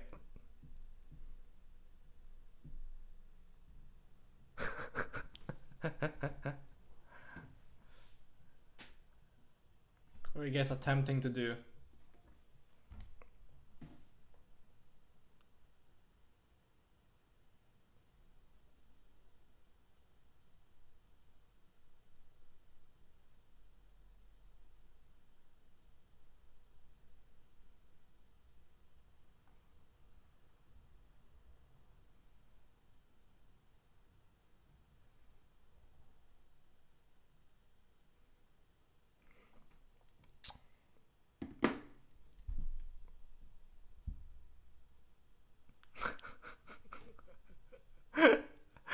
I knew it.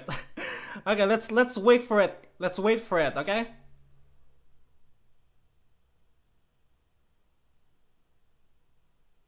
There should be like something gonna happen. Why is it taking a little bit of time? Hey yo, chat! There it is! Thank you, Bleach, for the donation. Chat. Bleach donated. How much is it? How much is it? Thank you, Bleach, for the donation. Appreciate it.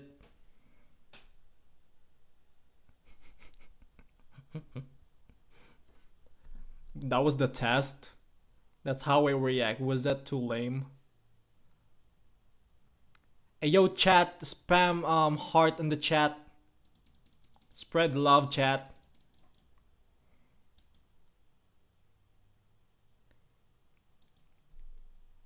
Spam double W for Bleach.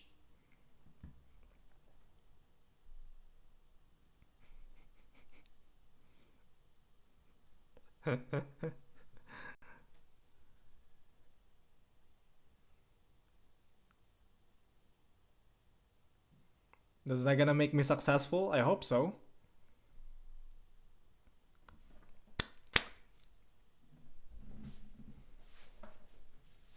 I'm gonna make it. And if I make it, I'm gonna remember you guys. You're the top dogs. Sign dog. I remember you guys. Bleach, obviously. Be part of the growth that we're doing here. You, the first legends of this community.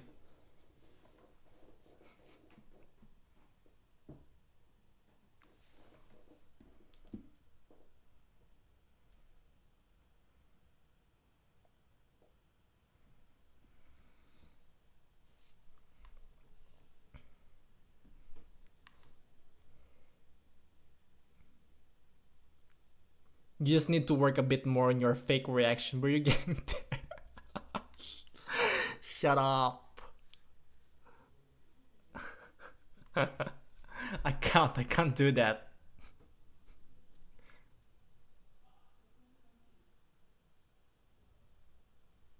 Let's go. Let's call our community dogs. I don't know. It's pretty cringe-worthy name.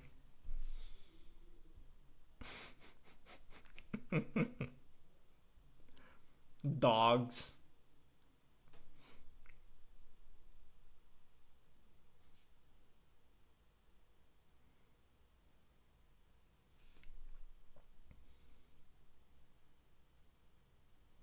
Make it related to Shopify. Maybe we can call our community the shoplifters.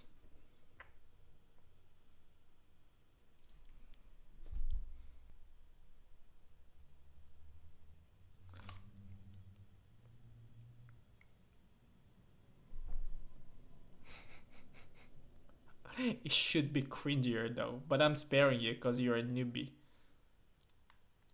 I think that's a good idea, honestly. Like, the cringier it is, the more people hate you. And you can use hatred as a positive thing. That's what people do nowadays.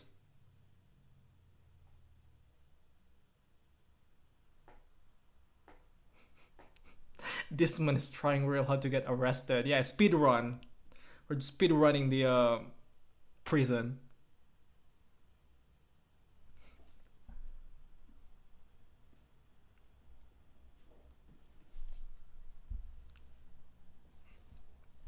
Okay, let's go back in here because the SKU is not being displayed, which is weird.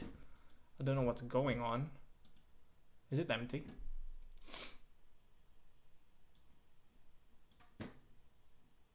It is empty. Line item that SKU. Maybe there's another attribute.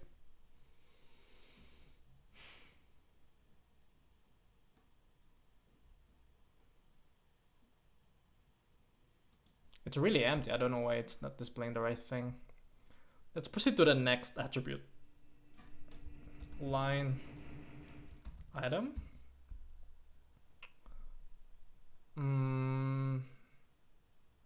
Line price.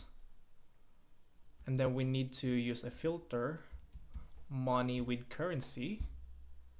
And then here we'll use full price, final line price. And for the quantity, should be line item dot quantity.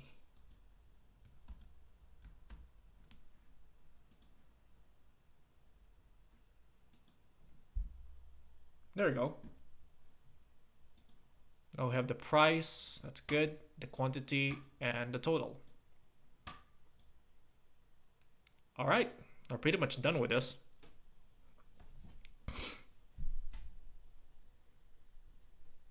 I mean, you can stream from prison, that would get you some real street credits. Yeah, teach the police some Shopify dev too.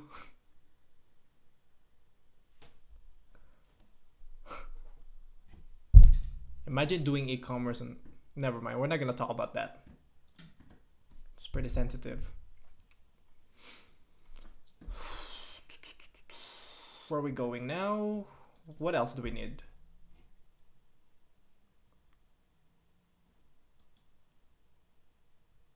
Oh yeah, we need a subtotal. Okay, let's put it at the end. I believe there's like a footer or something. Is that a thing? That's a thing, right? Default. And we can basically just copy this, put it here, get rid of this. And what do we have? Maybe we can use this as a reference.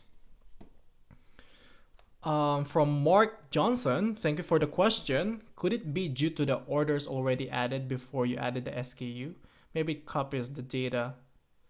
That's, yeah, actually it's a good theory. Maybe that's why. What if we, okay, let's create another order. I'll try your theory. Oops, sorry. No. Here. Let's go back to our online store. Orders. Let's create a new order. Search for a product.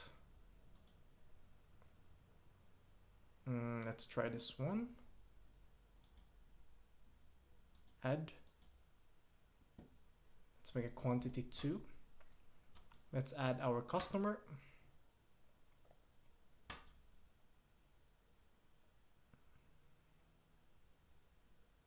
Okay, that is pretty much it. Yeah, let's collect payment, mark as paid. Let's create an order, create order. Yeah, now there's a SKU here. So that should work. Yeah. Yeah, that was true. You were right. The reason why there was no SKU is just because it's when we created the order, it's not added.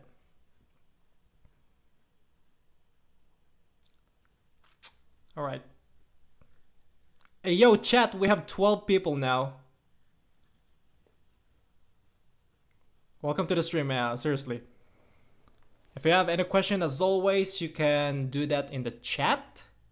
I'm not kidding. This time, the chat is legit. And also, if this is your first time once again, we have a Discord server where you can join. I'll just put the invitation URL in the chat. The chat is not a joke. Join our server. And that should be in the chat. And feel free to join us. It's a community where you can ask questions about programming and Shopify development.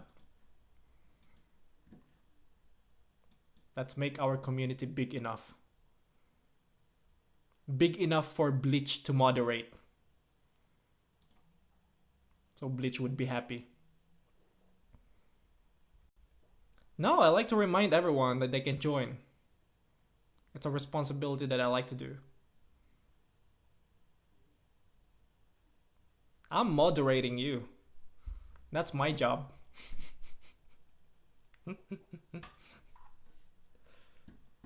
Okay, anyway, at least the SKU is working now, so that's good. I guess we can just continue with the footer thing. Okay.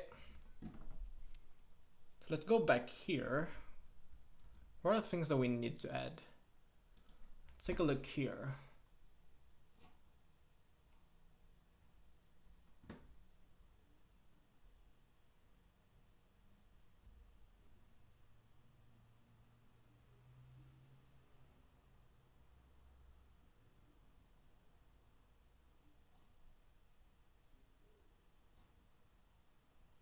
So there is like a table row that will display the shipping title and the price. Okay. I think I get it now. But am I looking at it the wrong way?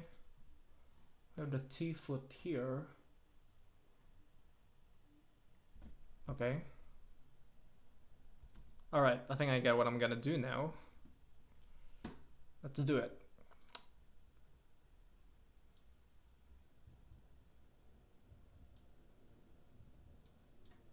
Let me create the table data, and this going for subtotal. So subtotal, and another table data here. we'll use the object order dot subtotal price. And obviously we'll use the money with currency. So that should display our subtotal. Perfect. But by the looks of it, it's not covering everything. So my guess is we need to add another attribute for our table rows. So was it again call table column, table row? No, I am not familiar with table HTML anymore. Table row span.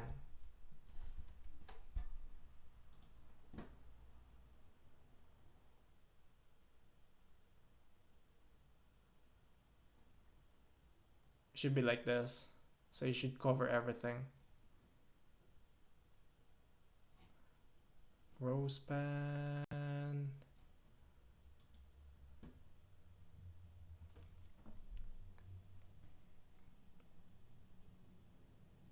Yeah, it's called span. It's table row, right? No, it's table column. So here, maybe we can do a call span and set it to 3. And then the table data could use 2, the other one. So that way it covers everything. Perfect. Or maybe we can move it. I'll just add a class right here and here, and make the text alignment to left. Text align, text left, text right. Okay, text left. This one goes to the right. There we go. That's better. From Cyan Dog, I'm gonna get going now. See you later in Discord. All right, peace out. Honestly, I'm gonna leave soon as well. I'm tired. But yeah, let's keep going with this. It's almost done anyway. What is the next row that we need to do? The shipping, okay. And then the total. Let's do the shipping. Next table row. Let's copy this, paste it here. Shipping.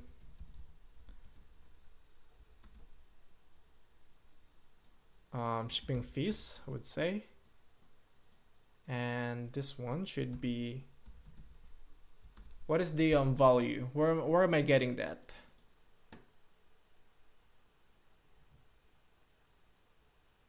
Line item subtotal price. Am I using the right attribute? I don't think so. Should be line items subtotal price.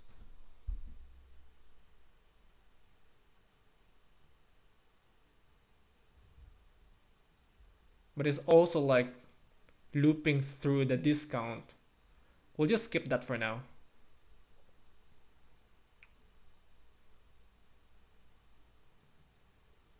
Okay, this one is looping through the shipping methods. Interesting.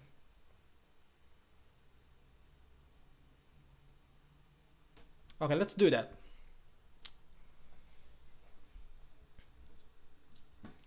Let's do the shipping methods. I'm gonna create a for tag here. We'll call it shipping method. And instead of collection, it should be order.shipping methods. And we'll just move this table row here. And then what are the data that we need to display? The shipping method title. Instead of shipping fees, should be shipping method dot title. Okay.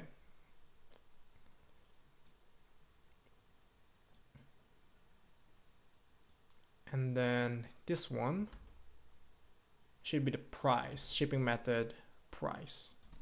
So shipping method dot price. If we save that, let's go back to our online store. Yeah, it's not going to display anything because there is no shipping method set up in our order. If you guys remember, there's no such thing. We just have the subtotal and total. So that's fine. Maybe we can like set it up another order later. What is the next thing we need to add? Text line. Okay, let's do that. It's pretty much the same thing, to be honest. You just copy this, paste it here, change this to text line, and in the in should be text lines, and the objects that we'll use is text underscore line. And just change this here as well, and that should be good. That's pretty much it.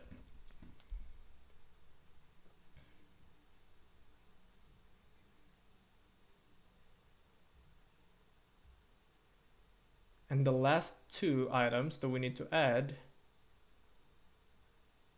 is the total duties as well as the refunded amount, if there is one. Okay, underneath of this 4, we'll check if order, if there are two total duties, then we'll display that. Same thing, same HTML code but different object.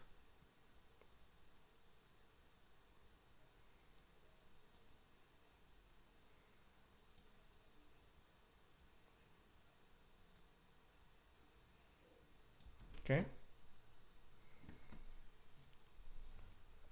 Well, maybe let's change the call span. Let's make it 4. Let's make this 1. Let's make this 4. This 1. Make this 4. Make this 1.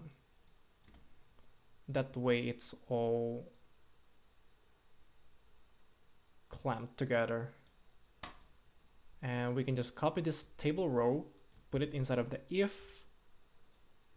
This time we don't have any object that we need to use because the order total duties is a price value. So we can just use here the order and then text. Hold on. Total duties instead of text. What? Total duties. And we can just, I guess, type here total duties, just like that. Okay, last but not the least is the refund. So we are checking, or they are checking here, if there is a total refunded amount and its value is greater than 0. If there is, then you display that amount. Pretty straightforward, I would say. Not much else to display, just the price or the amount and the label. If you guys are wondering what this is, it's basically just translate filter. This is a predefined value in the configuration of Shopify theme. I think I covered that a couple streams ago. I don't remember. But let's do that. So let's check if order that refund, total refunded amount, is greater than 0. So if there's a refunded amount, then we'll just display that as well as a table row. And let's just type here total refunded amount. And let's just use this attribute. Instead of total duties, let's use total refunded amount. Okay. And now we can, I guess, display the total net amount. Let's paste our table row here, just like that, and just type here total. And now we can use order.total net amount, and that should use, or calculate everything, including the tax, the refunds, the duties, tax, etc. Should be good. Now we can try adding some things like refunds or shipping methods whatsoever. So let's go back to our orders and let's create a new order. Let's make this quick. Let's browse a product. Let's just use this one, add, and let's make this 2. Let's add our customer, and we can add a discount, for example, amount, and let's just add like 10 euro discount. Reason for discount, test, hit apply, and that should have that discount. Now we can add a shipping. This is the shipping method. So you have options, standard. I guess you can set this up in the admin in the settings, but by default you have the standard. So hit apply. You should also have that. Estimated text. I guess I can't do much here because you also need to do that in the settings. But for now, let's just leave it like that. We have the discount, we have the shipping method. So let's collect the payment and mark as paid. Create the order. There you go. Now let's go back to our account. We should now have 3 orders. Select this one, and there you go. We have the standard shipping method, but it doesn't seem to be displaying the discount. Did we add it? I don't think we did, so yeah, I think I skipped it. I apologize for that. Let's do that. Shipping methods, discount. So we have here the if order cart level discount application that's equal to blank. If it's not equal to blank, then we'll loop through those discounts. Okay, let's do that. Here, create an if order that dot discount cart level discount applications is not equal to blank, then we'll just loop through the discount. But I guess,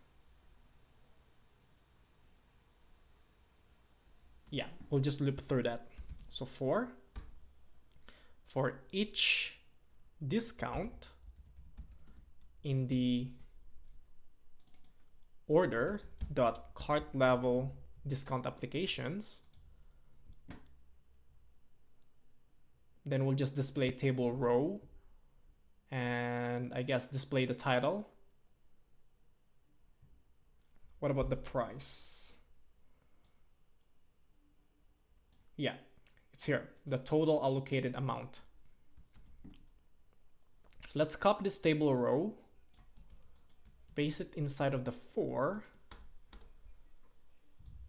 and then instead of subtotal, we'll use discount.title. So it should be discount.title. I'm still here. Good. Happy to see you still here. Some people already left. So yeah, I appreciate the time that you guys are putting in here. So shout out to every one of you who's staying. I hope you guys are learning something at least. Discount. This time we'll be working on the discount row. And this time we'll use the total allocated amount.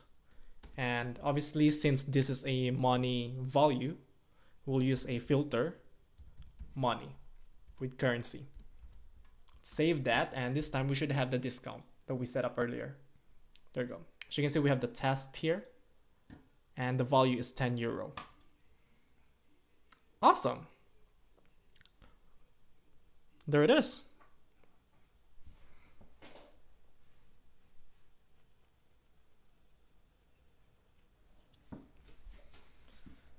Yeah, we're pretty much done with the order page, unless I'm missing something. No, I don't think so. The billing address, I guess you guys can figure it out on your own. I would advise you to do that on your own if you're following along. If you don't know, it's always the same thing. Order.address. Address 1, 2, zip code, city, country. It's pretty much how you would display those. Okay. Now we can just push this for now. And just label it as semi-completed. And we'll call this the customer order page. Push.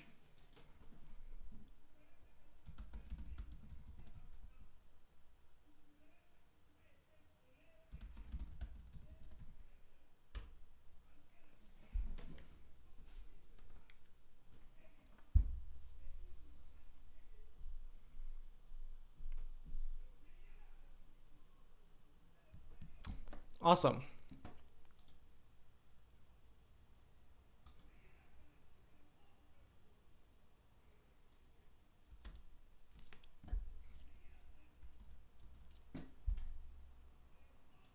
Let me take a look at my GitHub repository.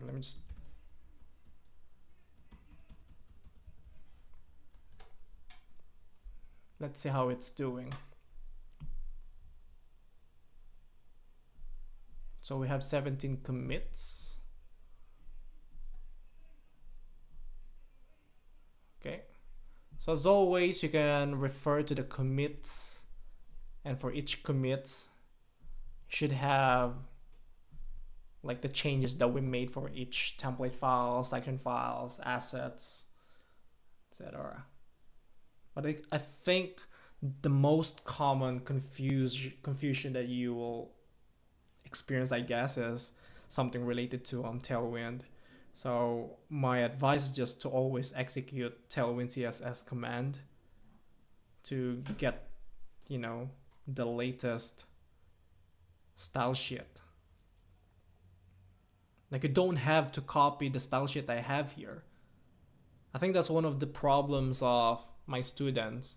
Like, they expected to go to my repository and then they'll copy the theme.css or the style sheet. They paste that on their assets folder. They'll literally copy the file, and they'll say to me that it's not working. I don't see anything. I don't see the icons. I don't see the headings. And that is because you can have different style sheet than mine. So all the time you should be using your Tailwind CSS command and generate the style sheet yourself instead of copying mine. So that's one of the problems I notice, because they're copying my style sheet. Okay, I think we did good today. We did the login page, the registration page. We're checking the session in the header. So that means that whenever we log in, we have the logout button. We also have the customer account page and the order page. So that's great. We created 4 template files today. So I'm very happy with that.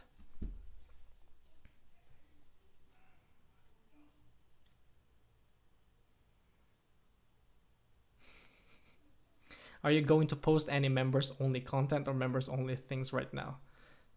You have noticed it, maybe. I turned on membership on the channel. I'm planning on doing something with that. So if you're a member of WeeklyHow, I'll be posting something special. So You spoiled it. I'll be making an announcement to that. I'm actually writing something. So, yeah. I'm planning to like literally, it's so corny to say behind the scene, but more like be transparent, I guess. I'll put it that way. I saw it while super chatting. Oh, maybe it recommended that you say, hey, since you are super chatting, then maybe you want to subscribe. I see. But yeah, I'm still like brainstorming ideas of what I'm gonna do with the memberships. I already created like icons. So if you are a member, you can use funny like images, like icons. You also have icon behind your name. So that's really cool. I look forward to like literally announce it. I'll have a separate video on that. So by the end of this month, it should be available to everyone. Yeah, actually, I've been thinking of that. Like literally, I'll just tour around and show you my workspace and my setup. Yeah, that's what I meant by be transparent. So I'll just expose myself, I guess, but no naked bodies or whatsoever. That's an OnlyFans content. That's a future content.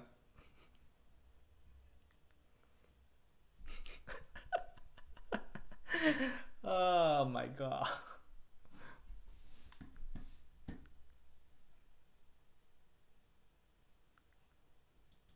Let's go back here.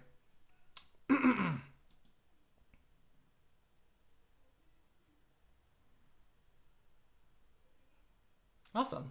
I guess you're setting up something, so that's great. Thank you so much for that. What about on Twitch? Do we get something?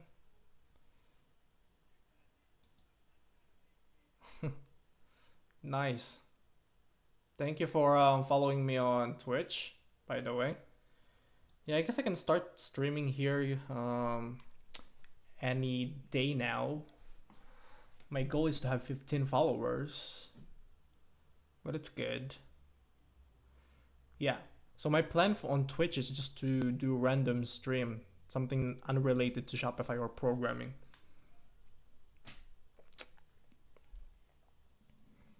You made channels? I didn't see it. Hold on.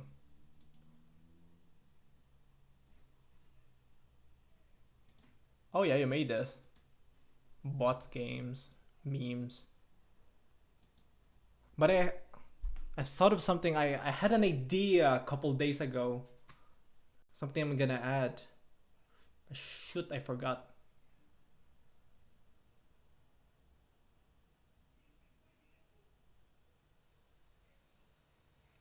I'm thinking.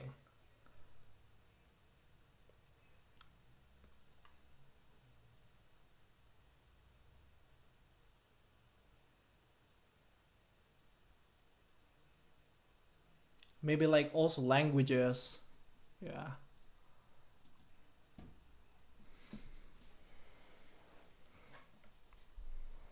Okay, thank you so much for that. I appreciate the setup. I guess I'm gonna close this now. We're done with this. We're done with that. We can log out. We can sign up. We can log in.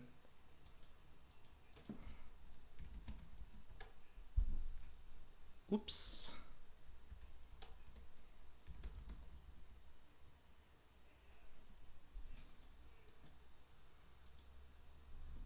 Cars, shoot. Cars,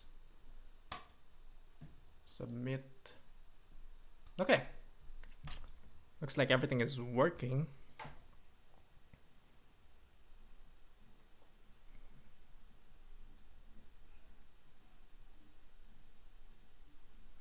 Oh yeah, by the way, the dank meme, I removed it a couple days ago.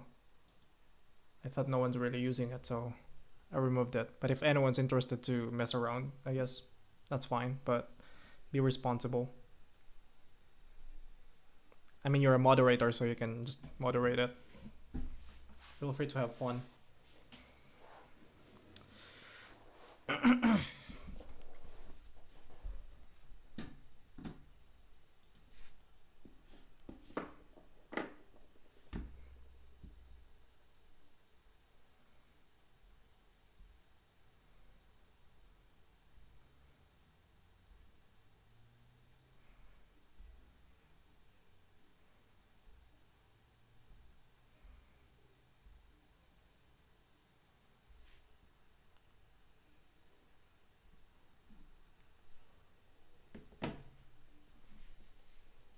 From Atlantico. Good job. Thank you. I appreciate that. Appreciate that. Diet. I guess we've been streaming for 3 hours now. I'm feeling quite tired already, to be honest. Yeah, I guess I'm gonna stop it here. Sorry. It's enough for today. We'll be back again tomorrow, but I can't promise. I'll just try to update because I'm not feeling really well.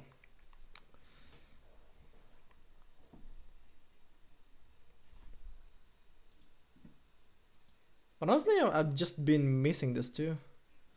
Like, after the New Year's Eve, it's been work all day.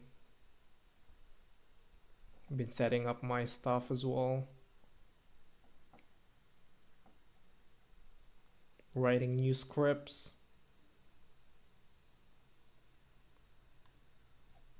But yeah, I'll try to update tomorrow.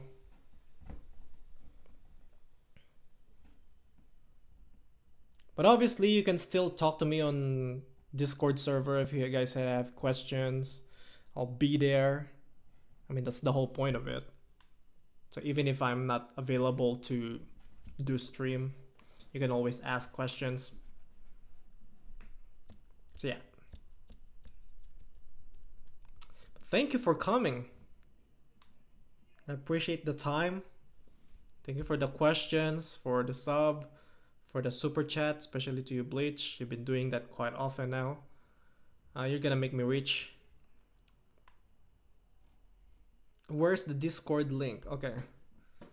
I should really put it in the description.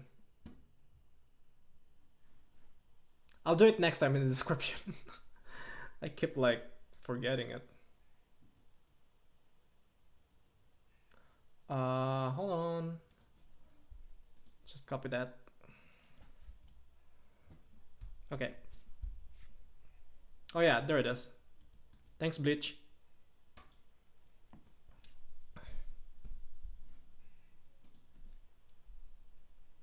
There you go. Thank you for joining. Welcome to our Discord server. Feel free to have fun. Enjoy yourself. Ask questions.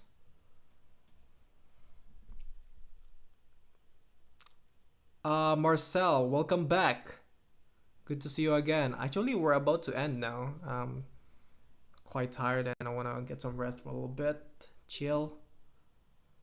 Let's go back here. Did I miss something? Are you done with the customer sections? No. We'll try to continue it maybe tomorrow or on Sunday. Depends on my mental state tomorrow. Okay. But yeah, we're already done with the login. We're already done with the registration page. We are done with accounts, semi-completed. We're done with that, and we're done with the order page. So basically we worked on 4 templates, so that's really amazing. Proud of that. Usually I take just one template file per session, but we did a lot, so that's good. Productive, yeah. So you can always refer to the GitHub repository. It's in the description. I believe I put it in there. You can check it out, and then you can see the commits and all the changes I made on that branch. You'll find it there. And honestly, once we're done with everything, I'll just merge it to the main branch and we'll start just, improving it. And in the future, we'll just publish it for free on Shopify theme Shopify theme store, and you guys are gonna be credited on that. But that's the thing, I've been like thinking of making sure that this is a fun project, but I feel like we've been doing it seriously. Like there's no fun anymore. It used to be supposed to be about Shrek, but now we're just taking it seriously.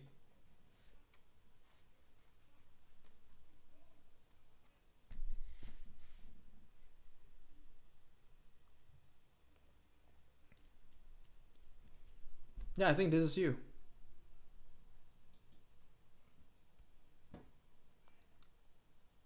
So yeah, maybe next time let's do something fun with it.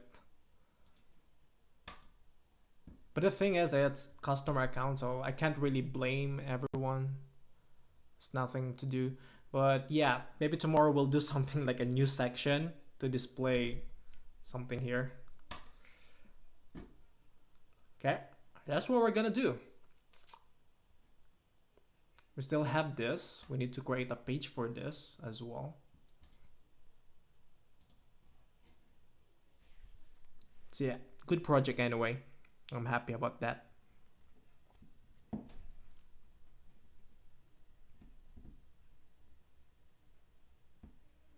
It's always funny that whenever I'm about to leave, people come.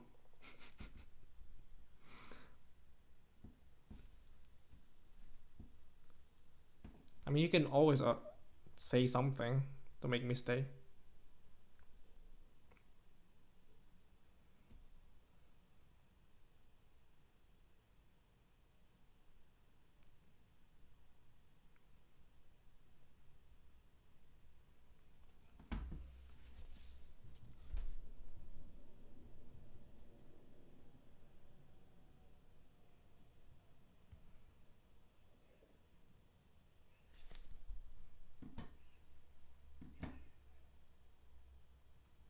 Hi, Amine. Hi, Amine Amari. Welcome. Welcome back to our stream. Good to see you again. Fortunately, we're about to end. What is the longest stream I've done before? I think it's just 3 hours. Yeah, I'd like to keep it just 3 hours. As much as possible. But it feels like it's so quick, to be honest. Sometimes I just don't notice the time and it's just done. But yeah, good stream anyway. I'm happy that we did something today. And I thank you guys for that. Thank you for the questions once again. And I'll be ending this soon in about like 6 minutes. I'll do that.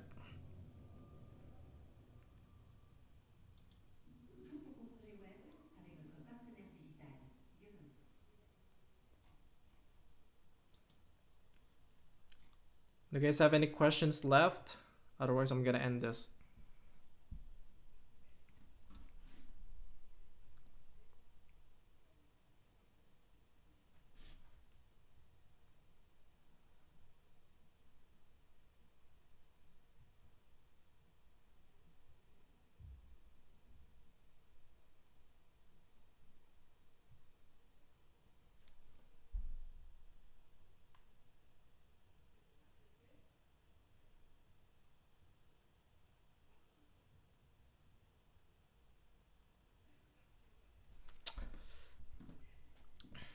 Okay, I'm leaving. This is it. End of the line. I'll see you guys tomorrow. Thank you so much for joining me once again. And as always, take care of yourself and have a good night. I know some of you are literally like staying late. So yeah. Take care of yourself and I'll see you guys next time. Goodbye.